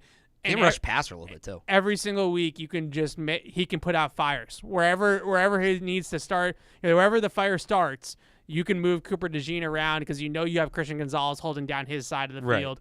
You can move Cooper DeJean around, and he can play any. Why are you saying it like that? Why? DeJean. DeJean. You're putting a Z in there. DeJean. Anyway. Am I saying it wrong? You're saying it with like a Z. DeJean. How do you say DeJean with the J. Why I'm saying what way? Whip cream. I'm trying to find the get it phonetic. DeJean. That's how you say it? That's how I say it, DeJean. I think it's more of like a DeJean, yeah. Like a J. More like a ZJ combination. I'll find it. Keep talking.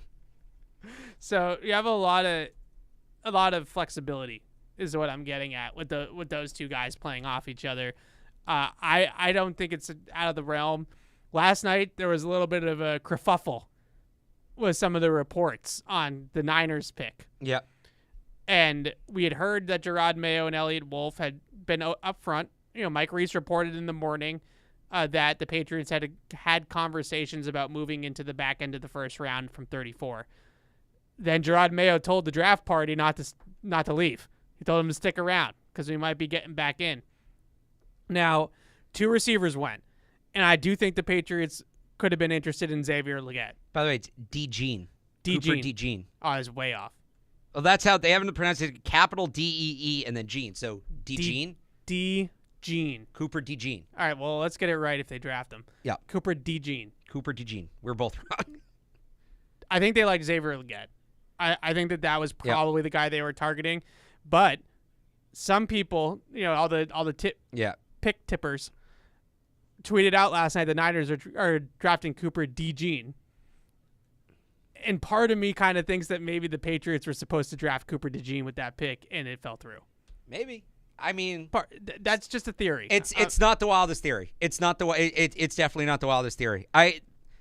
I mean, if Bill was still here, they would have taken Cooper DeJean like 15th overall after he traded down. Gushing on the McAfee show about Cooper DeJean. Of course he was. Not only was he gushing about Cooper DeJean, I'm going to have to unlearn the way I was saying Cooper DeJean. Not only was he gushing about him, but Bill did a board of draft needs.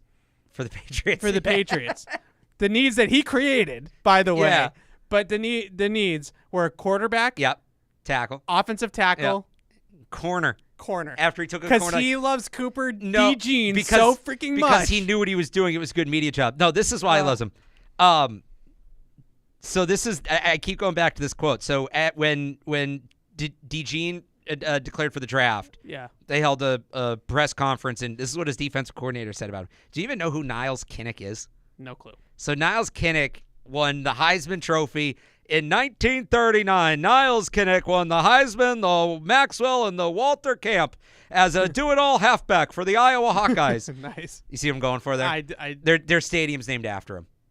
So this is what the defensive coordinator said. I didn't see Niles Kinnick play, but he's the modern-day Niles Kinnick.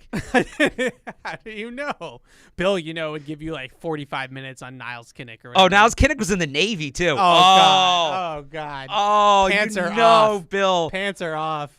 He's going 45 large on Niles Kinnick. He's gonna tell you everything. Did he play as a pro? That this guy did. Yeah, I think it. Oh, he was killed in action. Oh, geez. In 1943. We're like making fun of him. No, I wasn't making fun of him. I was making fun of just the time period. But so the thing is that he says corner. It's just priceless. Even now.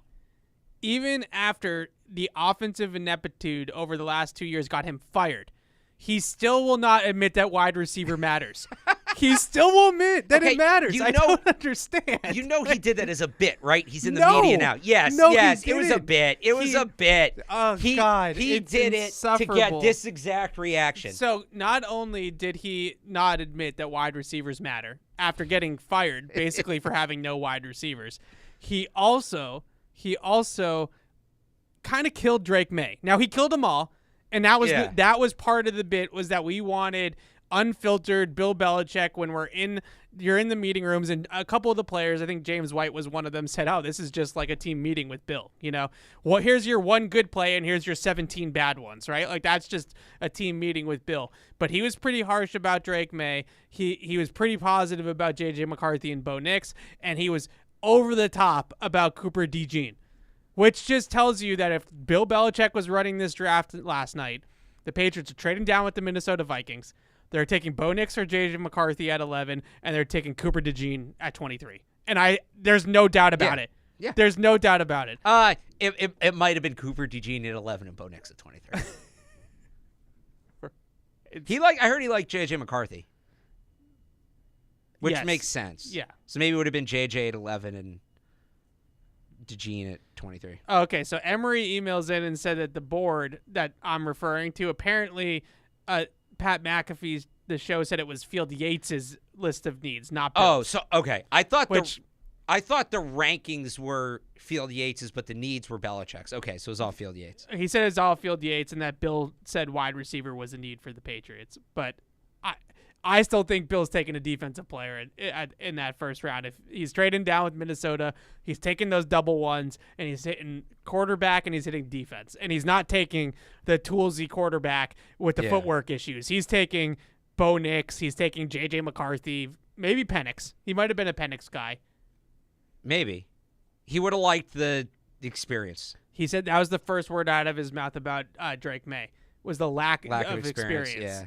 Which was interesting because I think he drafted Mac Jones. Mac only had 1 year starter. Yeah, it's weird. In the COVID year, too. Yeah. All right. Mike is in South Dakota. What's up, Mike? Hey, guys. How are you doing today? Hey. Good. Good. See, I was just looking. What do you guys think of Malachi Corley? Interesting player. So and, look, if the Patriots want to trade for Debo. So is that all you got, Mike? That's why I asked.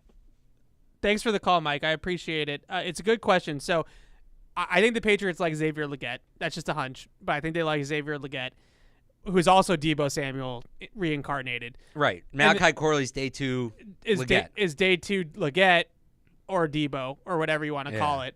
The thing that scared me a little bit about Malachi Corley is how few downfield branches he really has. Like, he just doesn't really run a whole lot of routes. Yeah. And it's so much of it is perimeter screen, jet sweep, get the ball in his hands on quick hitters, and let him run with it. And that can if you're Debo, that translates for at least a period of time. But the problem is that a lot of the time it's Laviska Shenault. You know, like it does. Right. It just doesn't translate, and it's tough to do. It's tough to be. You have to be like Debo was for his prime. You have to be extremely dominant with the ball in your hands to really make a career out of just being an at the line of scrimmage receiver. It's hard to do. Yeah. And that was my fear with Corley. The other thing that scares me about Corley, we just talked about how Debo took a beating and it shortened his career. Corley's small. Like, he's 5'11", 215. So he's not tiny, but he's not big either. I wonder about how he's going to hold up in that kind of role, and is he going to be in the lineup regularly? Yeah, I always am wary of those types of guys because I used to love those types of guys. Yeah. And I'm always wary of them now because for every Deebo Samuel, there's a Laviska Shenault. Remember Dwayne Eskridge? Yeah. Dwayne Eskridge. Amari Rodgers is obviously another one, but he's smaller. Amari Rodgers was more of like a shifty guy than he was like that power ball carrier. There's a lot of, though, and you're going to hate this, there's a lot of nerds that love Malachi Corley. Of course they do. A lot of analytics that like Malachi Corley. So maybe he ends up being a good football player. But Xavier Legette, Deebo Samuel, Malachi Corley, like it does seem like the Patriots are in on some guys that have that kind of skill set and that kind of body type. That's for sure. Definitely. All right. Here we go. This is a long-winded email, but from Cody, who says he's a long-time listener of us all the way back to the Patriots beat days. Love it. We love those people. So we had a couple questions in here. The question is, can you talk more about A.D. Mitchell and why he scares you? I've heard you say we're looking for character guys through this new regime. Does he really fit? So we talked about this earlier in the show. I posted a best available. I'm sure you did something similar. I did a big board, yep. Best available. Number one for me is still A.D. Mitchell. But I mean, I think Cooper DeJean's the best available player. I think I had him too. I had him 1, 2. Brandon Ayuk. I just read a different email. A.D. Mitchell, we talked about it a lot earlier on the show, so I don't want to continue to belabor the point. But Bob McGinn, who does every year, he prints like red flags about prospects, character concerns, off the field, that type of stuff. And A.D. Mitchell apparently is a pretty severe diabetic, and he has pretty brash mood swings. And the concern with him is that you're going to have to really manage his blood sugar level and make sure that he is, in a good headspace and ready to go. Not necessarily on game days as much. It doesn't sound like it's more like during the week. And, like, is he going to be locked in, and is he going to be where he's supposed to be, and is he going to be in his playbook, and is he going to be doing all the right things, especially early on in his career, to get that untapped potential. So here's an email from Jordan, who mentions that he sees a lot of people on Twitter that compare Drake Maye to Mac Jones. And I like to think that those people are trolls. Like, I don't really... I can't imagine that you're watching those two guys and you see somebody that's similar. So here's where I think that comes from. There is one, on the surface, it's a similarity, but it's really not. How many times did we watch Mac Jones, try to throw across his body or try to throw out of a sack or things like that? But he just started doing that really in 2022 when everything broke down around him and he got panicky. And by the way, they have a Drake Maye number 10 jersey in his locker. They just tweet out a picture. So he's wearing number 10. Go get your jerseys. Yeah. Mac Jones wasn't, like, that's not who Mac Jones was in college. He got panicky and did that. Drake Maye's always done that because he has the athletic ability to do it. He's not doing it in a panicky sense. Now, will that stuff still translate in the NFL the way it did in the ACC? I don't think so, and that's going to be an adjustment. He's got to cut a lot of that out of his game. Yeah. Something he has to work on. But it may look the same visually. It's not the same thing, and I know that sounds dumb. Well, it's because his arm talent is vastly superior. Right. I think Patriots fans now have this. They've heard for the last 2 years throwing off the back foot, throwing against your body. It's just being these negative things. Go watch Josh Allen or Patrick Mahomes. Right. They do it all the time. They're negative if you can't do it. And look, you know who's the guy that actually, sorry, but you know the guy that I think reminds me the most of is Jordan Love. Because Jordan. May? Yeah. Because Jordan Love. Yeah, there's some similarities there. Jordan Love has the ability, and I think one of the best traits about Drake Maye is that he'll like drift. People think he's drifting, and it's a bad thing. But what he's doing is he's drifting in the pocket away from a source of pressure. Right. Like they're bringing a blitz off the left side. So he'll just kind of drift a little bit in the pocket to his right or drift a little bit into his left. And what he's doing is he's just buying himself that extra second, that half a second of time to stand and deliver a throw. And he doesn't need to have his feet set and step into the throw to drive it. Just like Jordan Love. You watch Jordan Love play, he throws a lot of passes off his back foot. But he's got so much arm talent that it doesn't make a difference. And I see a lot of similarities there with Drake Maye as well. Hopefully it develops faster for Drake Maye. Hopefully it doesn't take 2 years, obviously, for him to get on the field. But just in terms of stylistically, if you had to compare him to, I've compared him to Allen a lot. There's a really good email we can get to here in a second about that. But I think that there's a lot of Jordan Love overlap of the way that he manages the pocket to buy himself time and do the things that you're saying. Yeah. I think the one thing that worries me a little bit about what he does is it's more throwing late over the middle of the field. Like he'll see a read is there and he might leave the pocket a little bit too prematurely. And Belichick was talking about this on McAfee last night, that he leaves the pocket a little bit prematurely sometimes. But then he'll get back on schedule or try to get back on schedule. But by the time he makes the throw over the middle of the field, it's too late. Like the defender is already streaking in front of it. Right. So those types of things are things that he has to work out. I'm not as concerned about, he makes a lot of throws with people like hanging all over him and stuff like that. I think that you should let him do that. I don't need him doing the playmaker though. It's not going to work as consistently in the NFL as it did in college. I'm not saying take it out of his game. But he needs to understand it's not something he can rely on as much. It almost became a go-to for him, and it can't be in the NFL. I'm not saying he can't do it, but he's going to have to. He's got to learn to win in structure too. Yeah, I agree with you. I just think that if you take too much of that away from him, you're taking his superpower away. I'm not saying take it away. I'm just saying it can't be his. I think at times it was his first option. Yeah. Was just I'm going to let this thing run out as long as possible to get the best possible play. And I can fight these defenders off and whatever. Like, you're not going to be able to do that regularly in the NFL. He made a lot of throws, like, going to the ground where guys are, like, sacking him in the pocket, and he'll just throw it. He made a throw, I think it was against Duke, where I have no idea how he even got the ball to the running back, but he hits the check down with, like, 3 guys on him. And it was just like, I don't even know how he did this. I know the lefty pass goes around a lot as well, but I actually think the lefty pass was probably the safest play that he made in a lot of ways out of that group of type of plays. Because the guy was wide open. The guy's wide open. That was more a lateral than a pass. He was wide open in the back of the end zone. And that was a spot where it's good to use it. I just think you got to rein it in a little bit. Yeah, I agree. And that'll be a learning process, and that'll happen over the course of You want him to stand and deliver in the pocket a little bit more consistently. Yeah, because you say you'd say it's taken away his superpower. One of his superpowers is just his arm. Yeah. And if he can sit in the pocket, set his feet and throw, that's a superpower too. You need him to become a little bit more Justin Herbert than Josh Allen. Exactly. Yeah. Yeah. So we've used Josh Allen as a comp.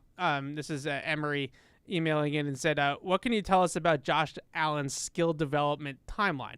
What were his weaknesses coming into the league, and how quickly was he able to fix them? I think this is a great question. So Josh Allen, I will never forget watching Josh Allen up here his rookie season. What was that, 2017, 18, something like that?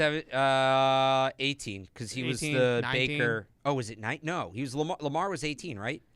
Because 19 was the Daniel Jones year. 19 was N'Keal Harry. He was Lamar, Baker, Rosen, right? Yeah, so 19 was his rookie season then. No, 18. 18. Yeah, because he's the 18 draft. Yeah.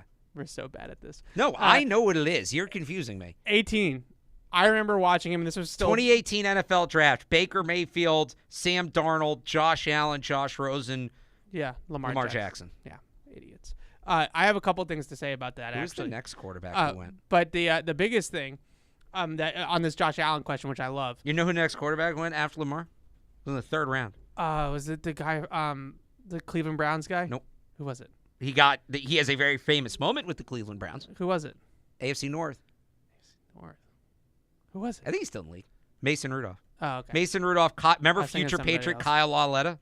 Oh, yeah. Danny Etling. Shout out Danny Etling. So, to start Tim Boyle. on the Josh Allen timeline, I remember watching him his rookie season late up here, and he could not hit a water if he fell out of a boat. Like the ball was all over the place. He was airmailing passes 10 yards over guys. He looked a little inebriated. He was airmailing passes 10 yards over guys' heads. It was not good. And I think everybody at that time was like, no way. There's no way that this guy's gonna be a good player in the league. So the big thing with Josh Allen that I think changed a lot for him was Jordan Palmer.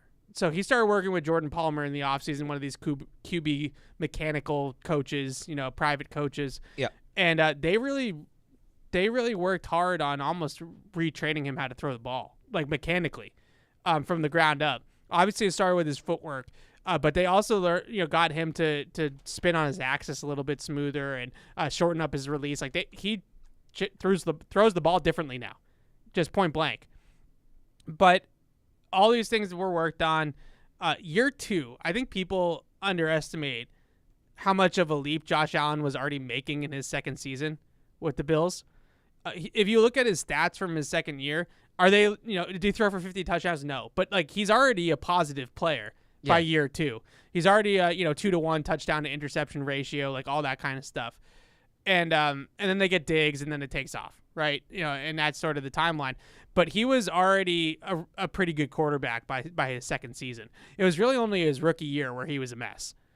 So he developed quicker than I think some people remember. But a lot of the work for Josh Allen was done behind the scenes. A lot of the work was done with Brian Dable, with Jordan Palmer, with behind the scenes stuff that nobody saw. So with that being said, there's a lot of work that was put in that Drake Maye is going to have to be committed to as well. Right.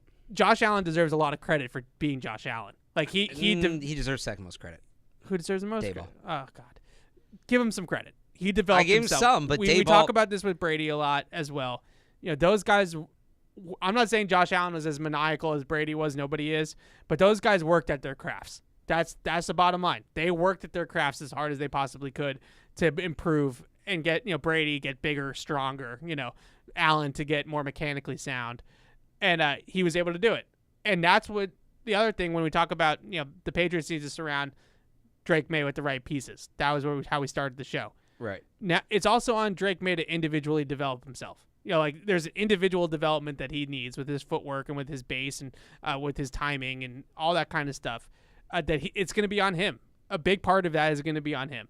So that's where the Josh Allen comparisons come from. Josh Allen came into the league in college at Wyoming at an even lower level. Yeah. Was not necessarily dominant at Wyoming and was completing under 60% of his passes, which is usually a death knell for quarterback prospects. I think he's at 56 or 58% completion rate his last year at Wyoming. If you're below 60, then most of the time you're not making it. Right. And he'd been that since high school. I mean, he didn't have a good completion percentage in high school. Yeah. So it's similar. There's obviously some similarities to other quarterbacks too. Jordan Love, Herbert is, I think, probably if you want to say, all this kind of stuff is kind of fake and not real and overblown. Herbert was really good right away. I know they didn't win a lot of games right away, but Herbert he came in and established himself. Yeah, Herbert was already was a quick developer and a quick learner and was really good as a rookie.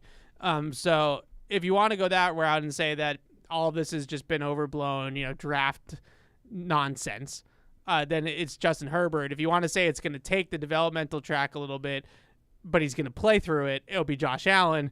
The sitting and waiting is Jordan Love, right? Those are the sort of the three guys I would go with that.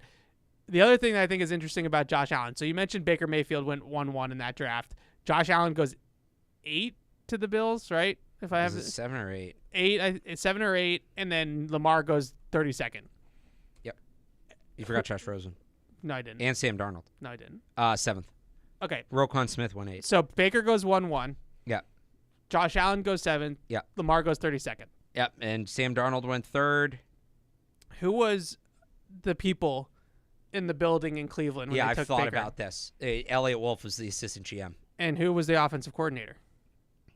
Oh, it was Van Pelt? Was it Van Pelt? I think Van Pelt got there later. Yeah, I don't think Van Pelt was there. He might not have been there yet. Van Pelt was... Yeah, he was in Cincinnati. He was still in Cincinnati. Darn. That really doesn't...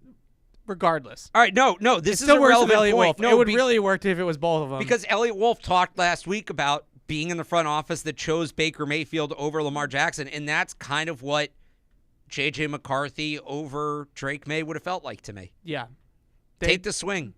He didn't take the swing the first time, or him and Dorsey. Yeah. They didn't take the swing the first time around on a guy like Allen, on a guy like Lamar, because they were probably afraid of some of the developmental things that they were. Well, I mean, it is a little different too. Like, people thought Lamar was going to go higher than 32nd.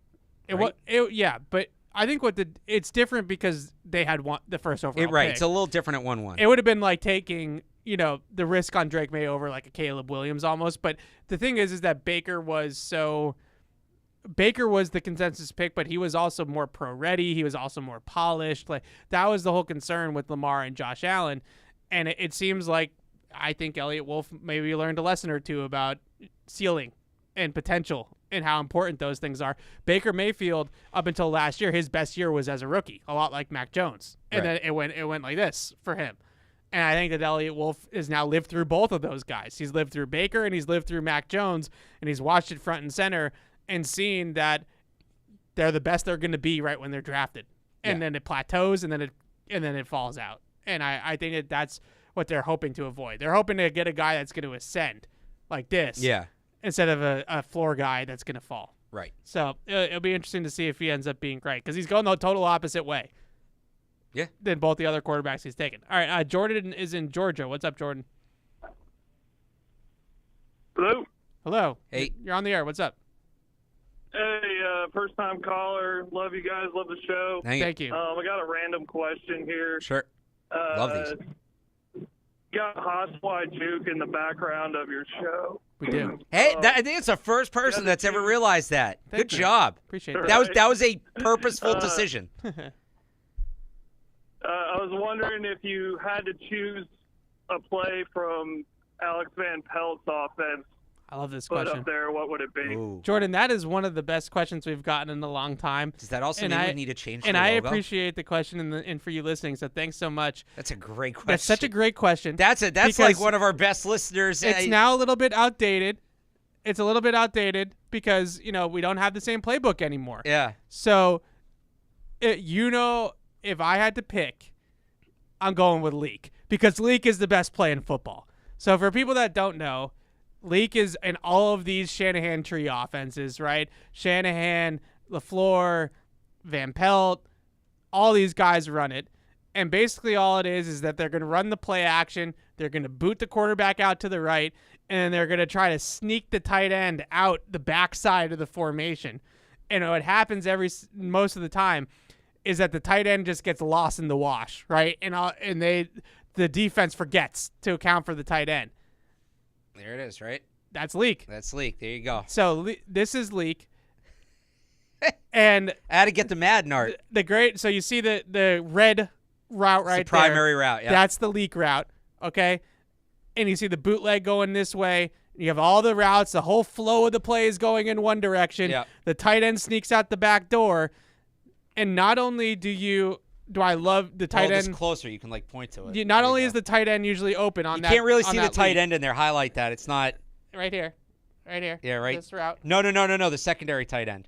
See, he's coming back across. There's tight end under. Yeah. There, right? So you have the slide route, right? This is the slide route here, Yeah. and everybody's flowing in this direction. There we go. Everyone's flowing to the right. You got the motion coming against it too. That's motion in the all light the blue. eye candy. We're all going over here. Yeah. Then the tight end is going to leak out the backside of the formation.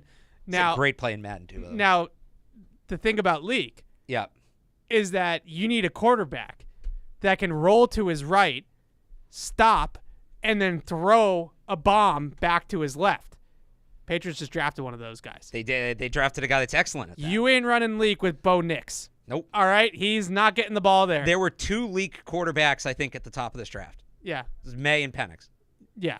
Out of the guys the Patriots could have drafted. Right. Yeah. Right. Washington runs a little different version of it. I don't think it looks exactly like that, but they run the same concept. We might need to change the play. Put Leak back there? We might need to put Leak back there. PA boot, why Leak? That's a great question. We should do that more. That was fun. We may need to do that. Pull up the Madden art of the plays and have you detail it. We could get a whiteboard in here because we also could just use the footage when he actually starts playing games because we're the Patriots. No, but so that's a really easy way. That's a really easy way for people to see it illustrated and all. Yeah, that's why I also really, as much as some people hate next gen for other reasons, I love the dots. The dots are great. The dots are just so are great. simple. Yeah. It really simplifies it even for people like me that every once in a while can just use an easy display of what's going on. I love the dots. All right, Rob is in Miami. What's up, Rob? Rob, how's it going? Hey, what's up? Yep. Okay. So first of all, I love the show. And sorry if this is kind of a basic question that you guys have already covered. I still need to catch up to the earlier stuff. But it involves our first pick, number 34. Now, like Evan, I'm a big Roman Wilson guy, and I think that A.D. Mitchell, unfortunately, is probably going to go to the Bills at 33. And I'm okay with a tackle in the 3rd round. Is 34 too rich for Roman Wilson, or do you think this is a situation where we could trade back and still get a guy like that later? Yeah, it's a good question, Rob. Thanks for the call. I don't think it's too rich anymore. I would have before the draft started, but with Ricky Pearsall and Xavier Legette going at the end of the 1st round, I think what you're finding out is that this receiver, the league likes this receiver class even more than we did.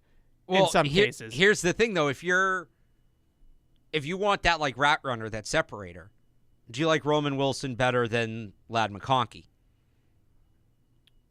No, because I think Ladd McConkey can run more of an outside vertical route tree.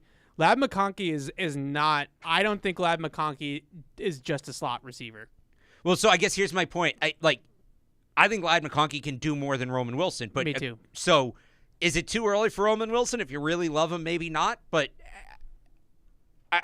I find it tough to take him over Ladd McConkey. If Ladd McConkey had gone at the end of the 1st round instead of Pearsall or instead of Legette, I think it becomes more of a conversation because Pearsall and Legette are different kinds of receivers. But if that's the kind of receiver you want, I think you go McConkey. I did hear that some teams are flagging McConkey's injuries.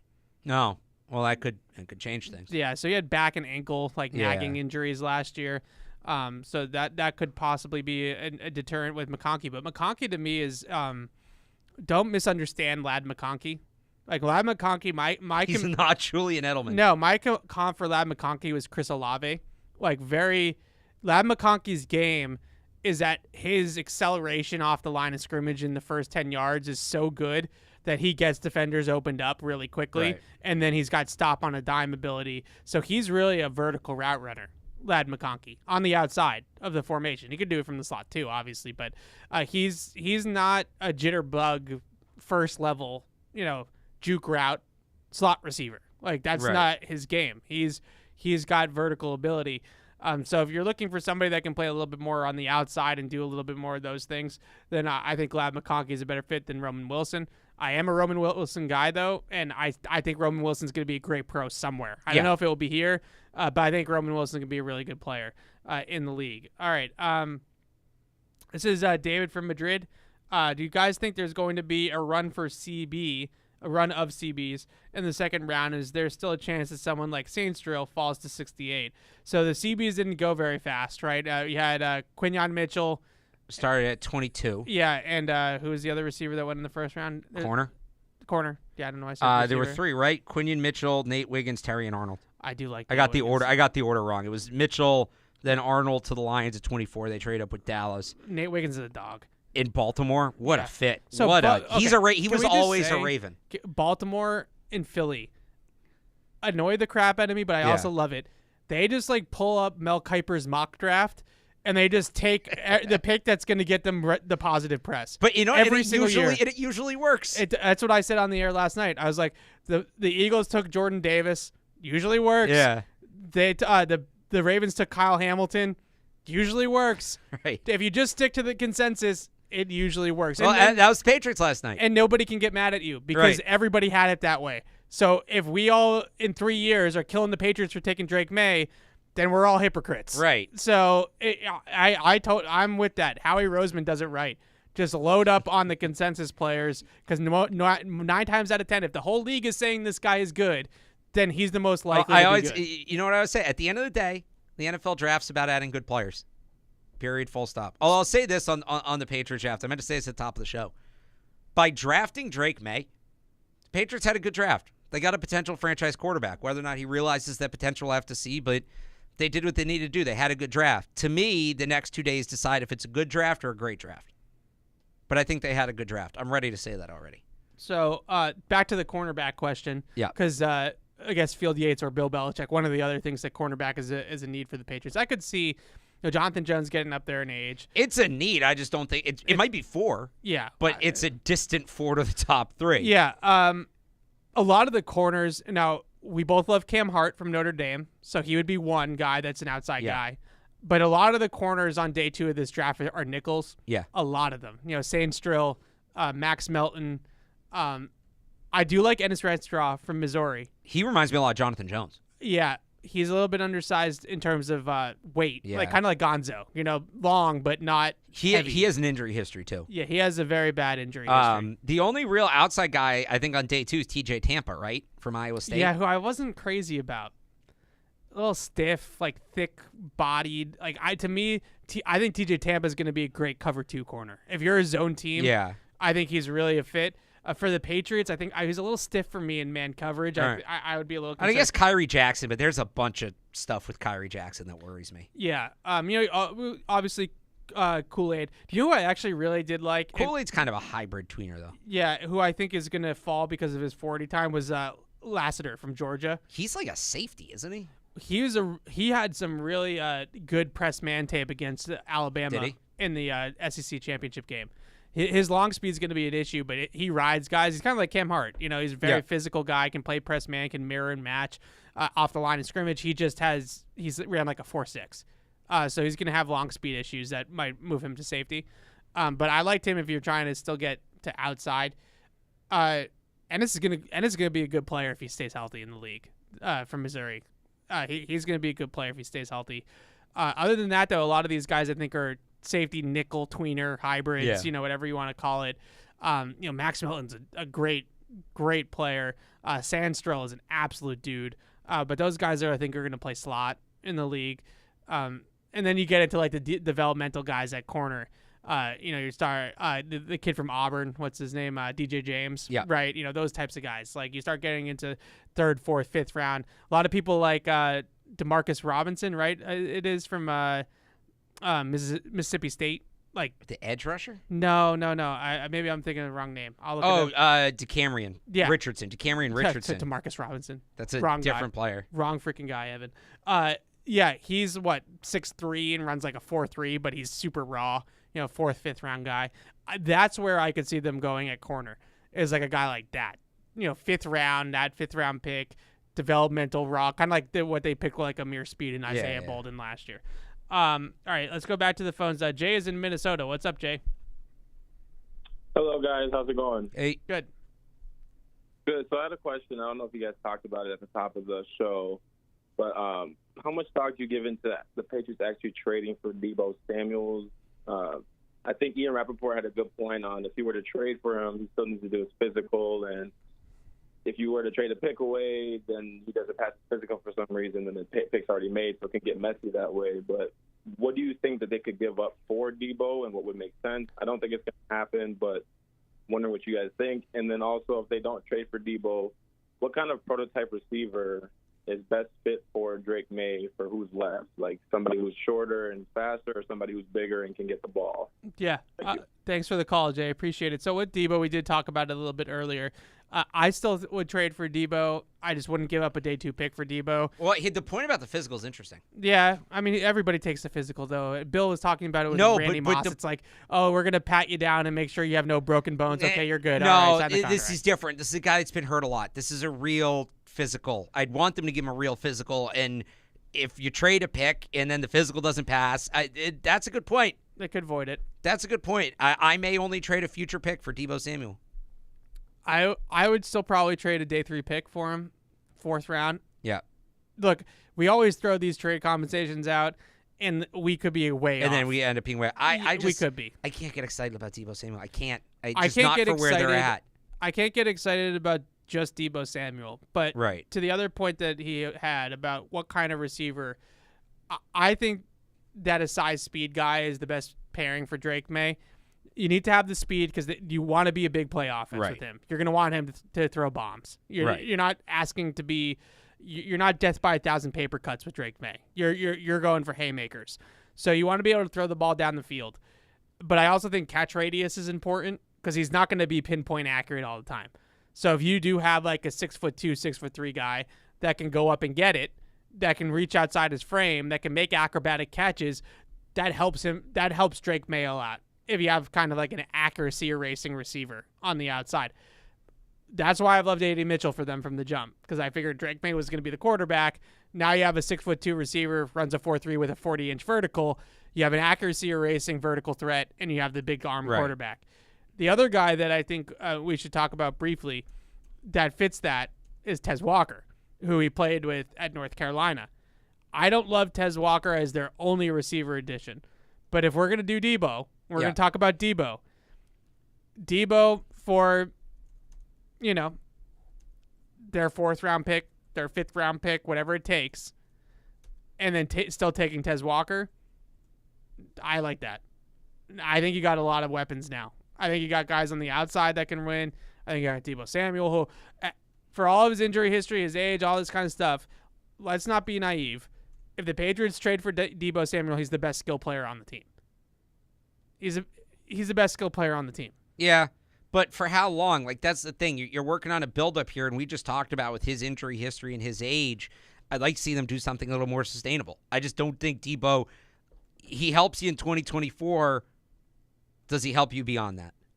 That's fair. I think it depends on their developmental timeline with Drake Maye, I guess, a little bit. But we have talked about that floor of, you got to surround the rookie quarterback with some proven commodities. I think Deebo Samuel checks that box. I don't know. I still love Deebo. He does, but there's other proven commodities. Would you rather give up a 2nd for Ayuk or a 4th for Deebo? I don't think a 2nd for Ayuk is going to get it done. But I would still make the trade for Ayuk. Like, I'm not saying that I wouldn't, but I'd still think you're going to have to give up more than just a 2nd for Brandon Ayuk. Yeah. Todd is in Jacksonville. What's up, Todd? Hey, guys. Just a quick question for you. Just wondering, it's going to take in a couple of assumptions, but do you see possibly with the change in offensive philosophy with ABP and now we got Drake on board, big arm quarterback, maybe not right away, but do you see those two things combining and possibly making Tyquan something of a weapon for us, assuming he stays healthy? Yeah. Thanks. What are you laughing about? I'm not laughing at Todd. I promise. I'm not. I'm laughing at myself because I'm not doing Tyquan again. I'm not doing it. I have fallen for the cheese with Tyquan Thornton way too often. But this could be the time, Evan. After they drafted him, you want to draft fast guys. You draft fast guys. I watched his tape again. Remember, I wasn't really super into him before the draft. You were really into the release package. And then I got into the freaking release package. I got into him after they drafted him. I watched some more of his tape. I was like, okay, I can see it now. I can see a little bit more. Then remember last year, spring. You were so OTAs, geared up. He had that here he one. Goes. It wasn't even. Here it was OTAs. You were so. He geared ran through up. the defense once in freaking shorts and a t-shirt, and I was all in. You were so ready to go. I was ready to go. I'm not doing Tyquan again. It's no. I swear I mean no offense to the caller whatsoever. I'm just not doing Tyquan again. I can't talk myself into it again. How do you feel about Troy Franklin? Worries me. It does worry me. I think for the they same like him. I think they like him too. It worries me. He's a better player than Tyquan. He's not as straight. I mean, he's a very fast player, but like he's a much better mover. He's a much more fluid mover than Tyquan. 100%. And that's the big difference. Troy Franklin runs routes. Tyquan runs track. That's the bottom line. Like, Troy Franklin can run routes. He can get open off the line of scrimmage. He has a legitimate release package. Not me gushing about Tyquan's release. This is not a linear athlete. I remember were your exact words. No, he's a linear athlete. I will say, though, the Patriots director of player personnel told me he wasn't a linear athlete. I took his word for it. Troy Franklin can run routes. The comparison that I made for Troy Franklin was actually Jerry Jeudy, because I see a lot of the play strength hands drops, you know, and play strength are going to be the two big concerns with Troy Franklin. But both of them are extremely crafty and technically sound savvy route runners. Troy Franklin's got some really, really flashy routes on his tape where he not just straight, 9 routes, like where he's breaking down and he's getting open at the top of the route. Before we wrap, we've talked a lot about wide receivers. We talked a lot about Debo, rightfully so. We haven't talked a ton about tackles. Talked about King, because there's not that many left to talk about. It's just kind of Kingsley. So Byron emailed in, no, sorry, this is Junior from Canton. It says Byron, but Junior from Canton says, I know you guys have discussed double dipping at wide receiver this past year, but assuming A.D. Mitchell goes to the Bills at 33, how would you feel double dipping at tackle? For example, what if you came out at day 2 with Kingsley Sumatia at 34 and Roger Rosengarten at 68? I've been really big on the 3rd and 4th round double dip at tackle, quarterback, receiver, tackle, because I think at those two spots, if you take some flyers on the developmental tackles in this draft, Brandon Coleman, Blake Fisher, Javon Foster, Christian Jones, like some of those guys that have potential to be steals. Yeah, I think that you have Onwenu. They apparently like Chukwuezekorfor more than we do. So you do have, if you take them at, Kieran from Yale, the other one that I forgot. Right. Those types of guys. If you take those guys that are more projects but have the tools, Blake Fisher, I think they're going to be on. So those guys, I think, might have a little bit more leeway because they do have Onwenu and Chooks, who they like to start week 1. Yeah. Maybe they have a little bit more of a developmental timeline with those players. And I do think a guy like Blake Fisher, who's one of the youngest players in the draft, he's like 20, 21. Kingsley, same thing. Really super young player. Then those guys, I think maybe you have some chance there to let them develop and sit behind the scenes a little bit. So I had in my mid-draft mock draft, I had them trading back for Troy Franklin. Yeah. And then I had them taking Blake Fisher at 68 and Caden Wallace at 101. Yeah, perfect. Yeah. I think that's I wouldn't go with that today. I wouldn't go tackle double dip on day 2. No, 2 and 3. Yeah, I think. How do you feel about? Sorry to cut you off. No, yeah, we were on the same page. How do you feel about Zach Sinter? I got really into him over the last week and a half. I know he only played guard at Michigan, but he's built like a tackle. People think he can play tackle. He's a redshirt player. How do you feel about Zach Sinter? Not today, tomorrow. I think he's a guard. Mostly because of foot speed in a short corner. I think at tackle. Also hasn't played tackle, so that's a big time projection. But I am always maybe in the minority with this. I love offensive linemen. I love good offensive linemen, and he's a good offensive lineman. So if you get him in the building, and he ends up playing guard for you because Cole Strange is a bust, and you need a left guard, or he ends up playing center because David Andrews retires in a year, I think he's a guard. Some people think he's a center. Some people think he's a tackle. He's going to play somewhere. But isn't there? But he's a good player. Yeah, there's definitely value in. He's also like good player somewhere. Team captain. He's got that whole thing going. That's why I think a lot of people think he's a center because he's smart. Interesting. He's like high tall IQ. though. Is he 6'5"? Yeah, that's tall for center. Is he 6'5"? I don't know. He is. But yeah, I think all those guys though, there'll be guys that will fall to. We all think that. Some of these guys are, not maybe Zenter, but some of these tackles that we mentioned. 6'6", 309. Yeah, he's probably 33.5-inch arms. Honestly, it's a little too big to play guard. That's what I'm saying. Like, he might be a tackle. Yeah, it's possible. I think we always project and we try our best. But there's always going to be guys that are going to fall to like 4th, 5th, 6th round out of nowhere. Who knows who that will be. But I like that. I think that at tackle, they have a little bit more leeway in terms of development than they do at receiver. And I think that the brass is going to look at it just based off of what I've heard and what I think. I think the Patriots and Elliott Wolf are going to look at it and say, the receiver is going to make a day one impact for us because our depth chart at receiver is not very good. So if we draft A.D. Mitchell, if we draft Ladd McConkey, if we draft one of these other receivers, Troy Franklin even, who we're not crazy about, Keon Coleman, who we're not crazy about, maybe they like him better than we do, that player is going to come in and he's going to make a rookie impact. Whereas at tackle, we're probably looking at that guy being like a year 2, year 3 developmental prospect. Maybe by his second season, he's a starter for us. So that's why I've always been receiver first, then tackle, because I would just rather go that way. Unless like a guy like Tyler Guyton or one of these guys fell, which didn't happen. So that's it, on that. I think tonight we come away, I think we have receiver tackle. I think they're going chalk. I think they're sticking chalk in this draft, Alex. I think we're going receiver tackle tonight. I think receiver at 34, maybe a trade down and then receiver at 40-ish or whatever.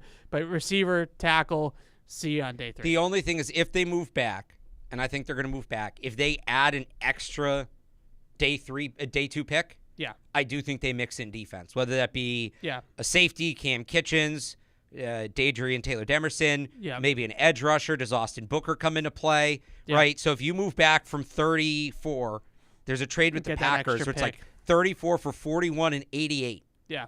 I could see them going either defense at 88 or maybe there's a tackle they really like later and they go defense at 68. But if they make 3 picks today, I would not be surprised if one of them's on defense. Yeah. All right. That's going to do it for us. Just a couple-hour break. Marine, what are we, 6:30? 6:30 for Patriots Unfiltered live here tonight for day 2 of the draft. We should be on the air for both the Patriots picks, I would think, at 34 and 68. And then Alex and I will be back next week to break down the entire draft for the Patriots. I think it might be Tuesday, right? We might do Tuesday just to have a quicker turnaround so that you're not waiting all the way till Thursday for our opinion on the draft. And it's gonna be fun, but it's also gonna be bittersweet on Tuesday because our draft season closed the book, on our time of the year. This is our favorite time of the year, but we're having fun. We're having a good time, and Alex, I'm sure you'll be all over the place on 98.5 the next couple days. 98.5 tonight with Joe Murray. There you go. And new sweatshirt. Notice that as well. I've worn this on the show before. Nice. No, you haven't. I have. No. I have. I know I have. All right. Anyways, I'll see you guys again at 6:30, and we'll see you guys next week here on Catch-22. Thanks so much for listening. It was great to have the callers back. Thanks for calling in, and we'll see you guys soon. Bye.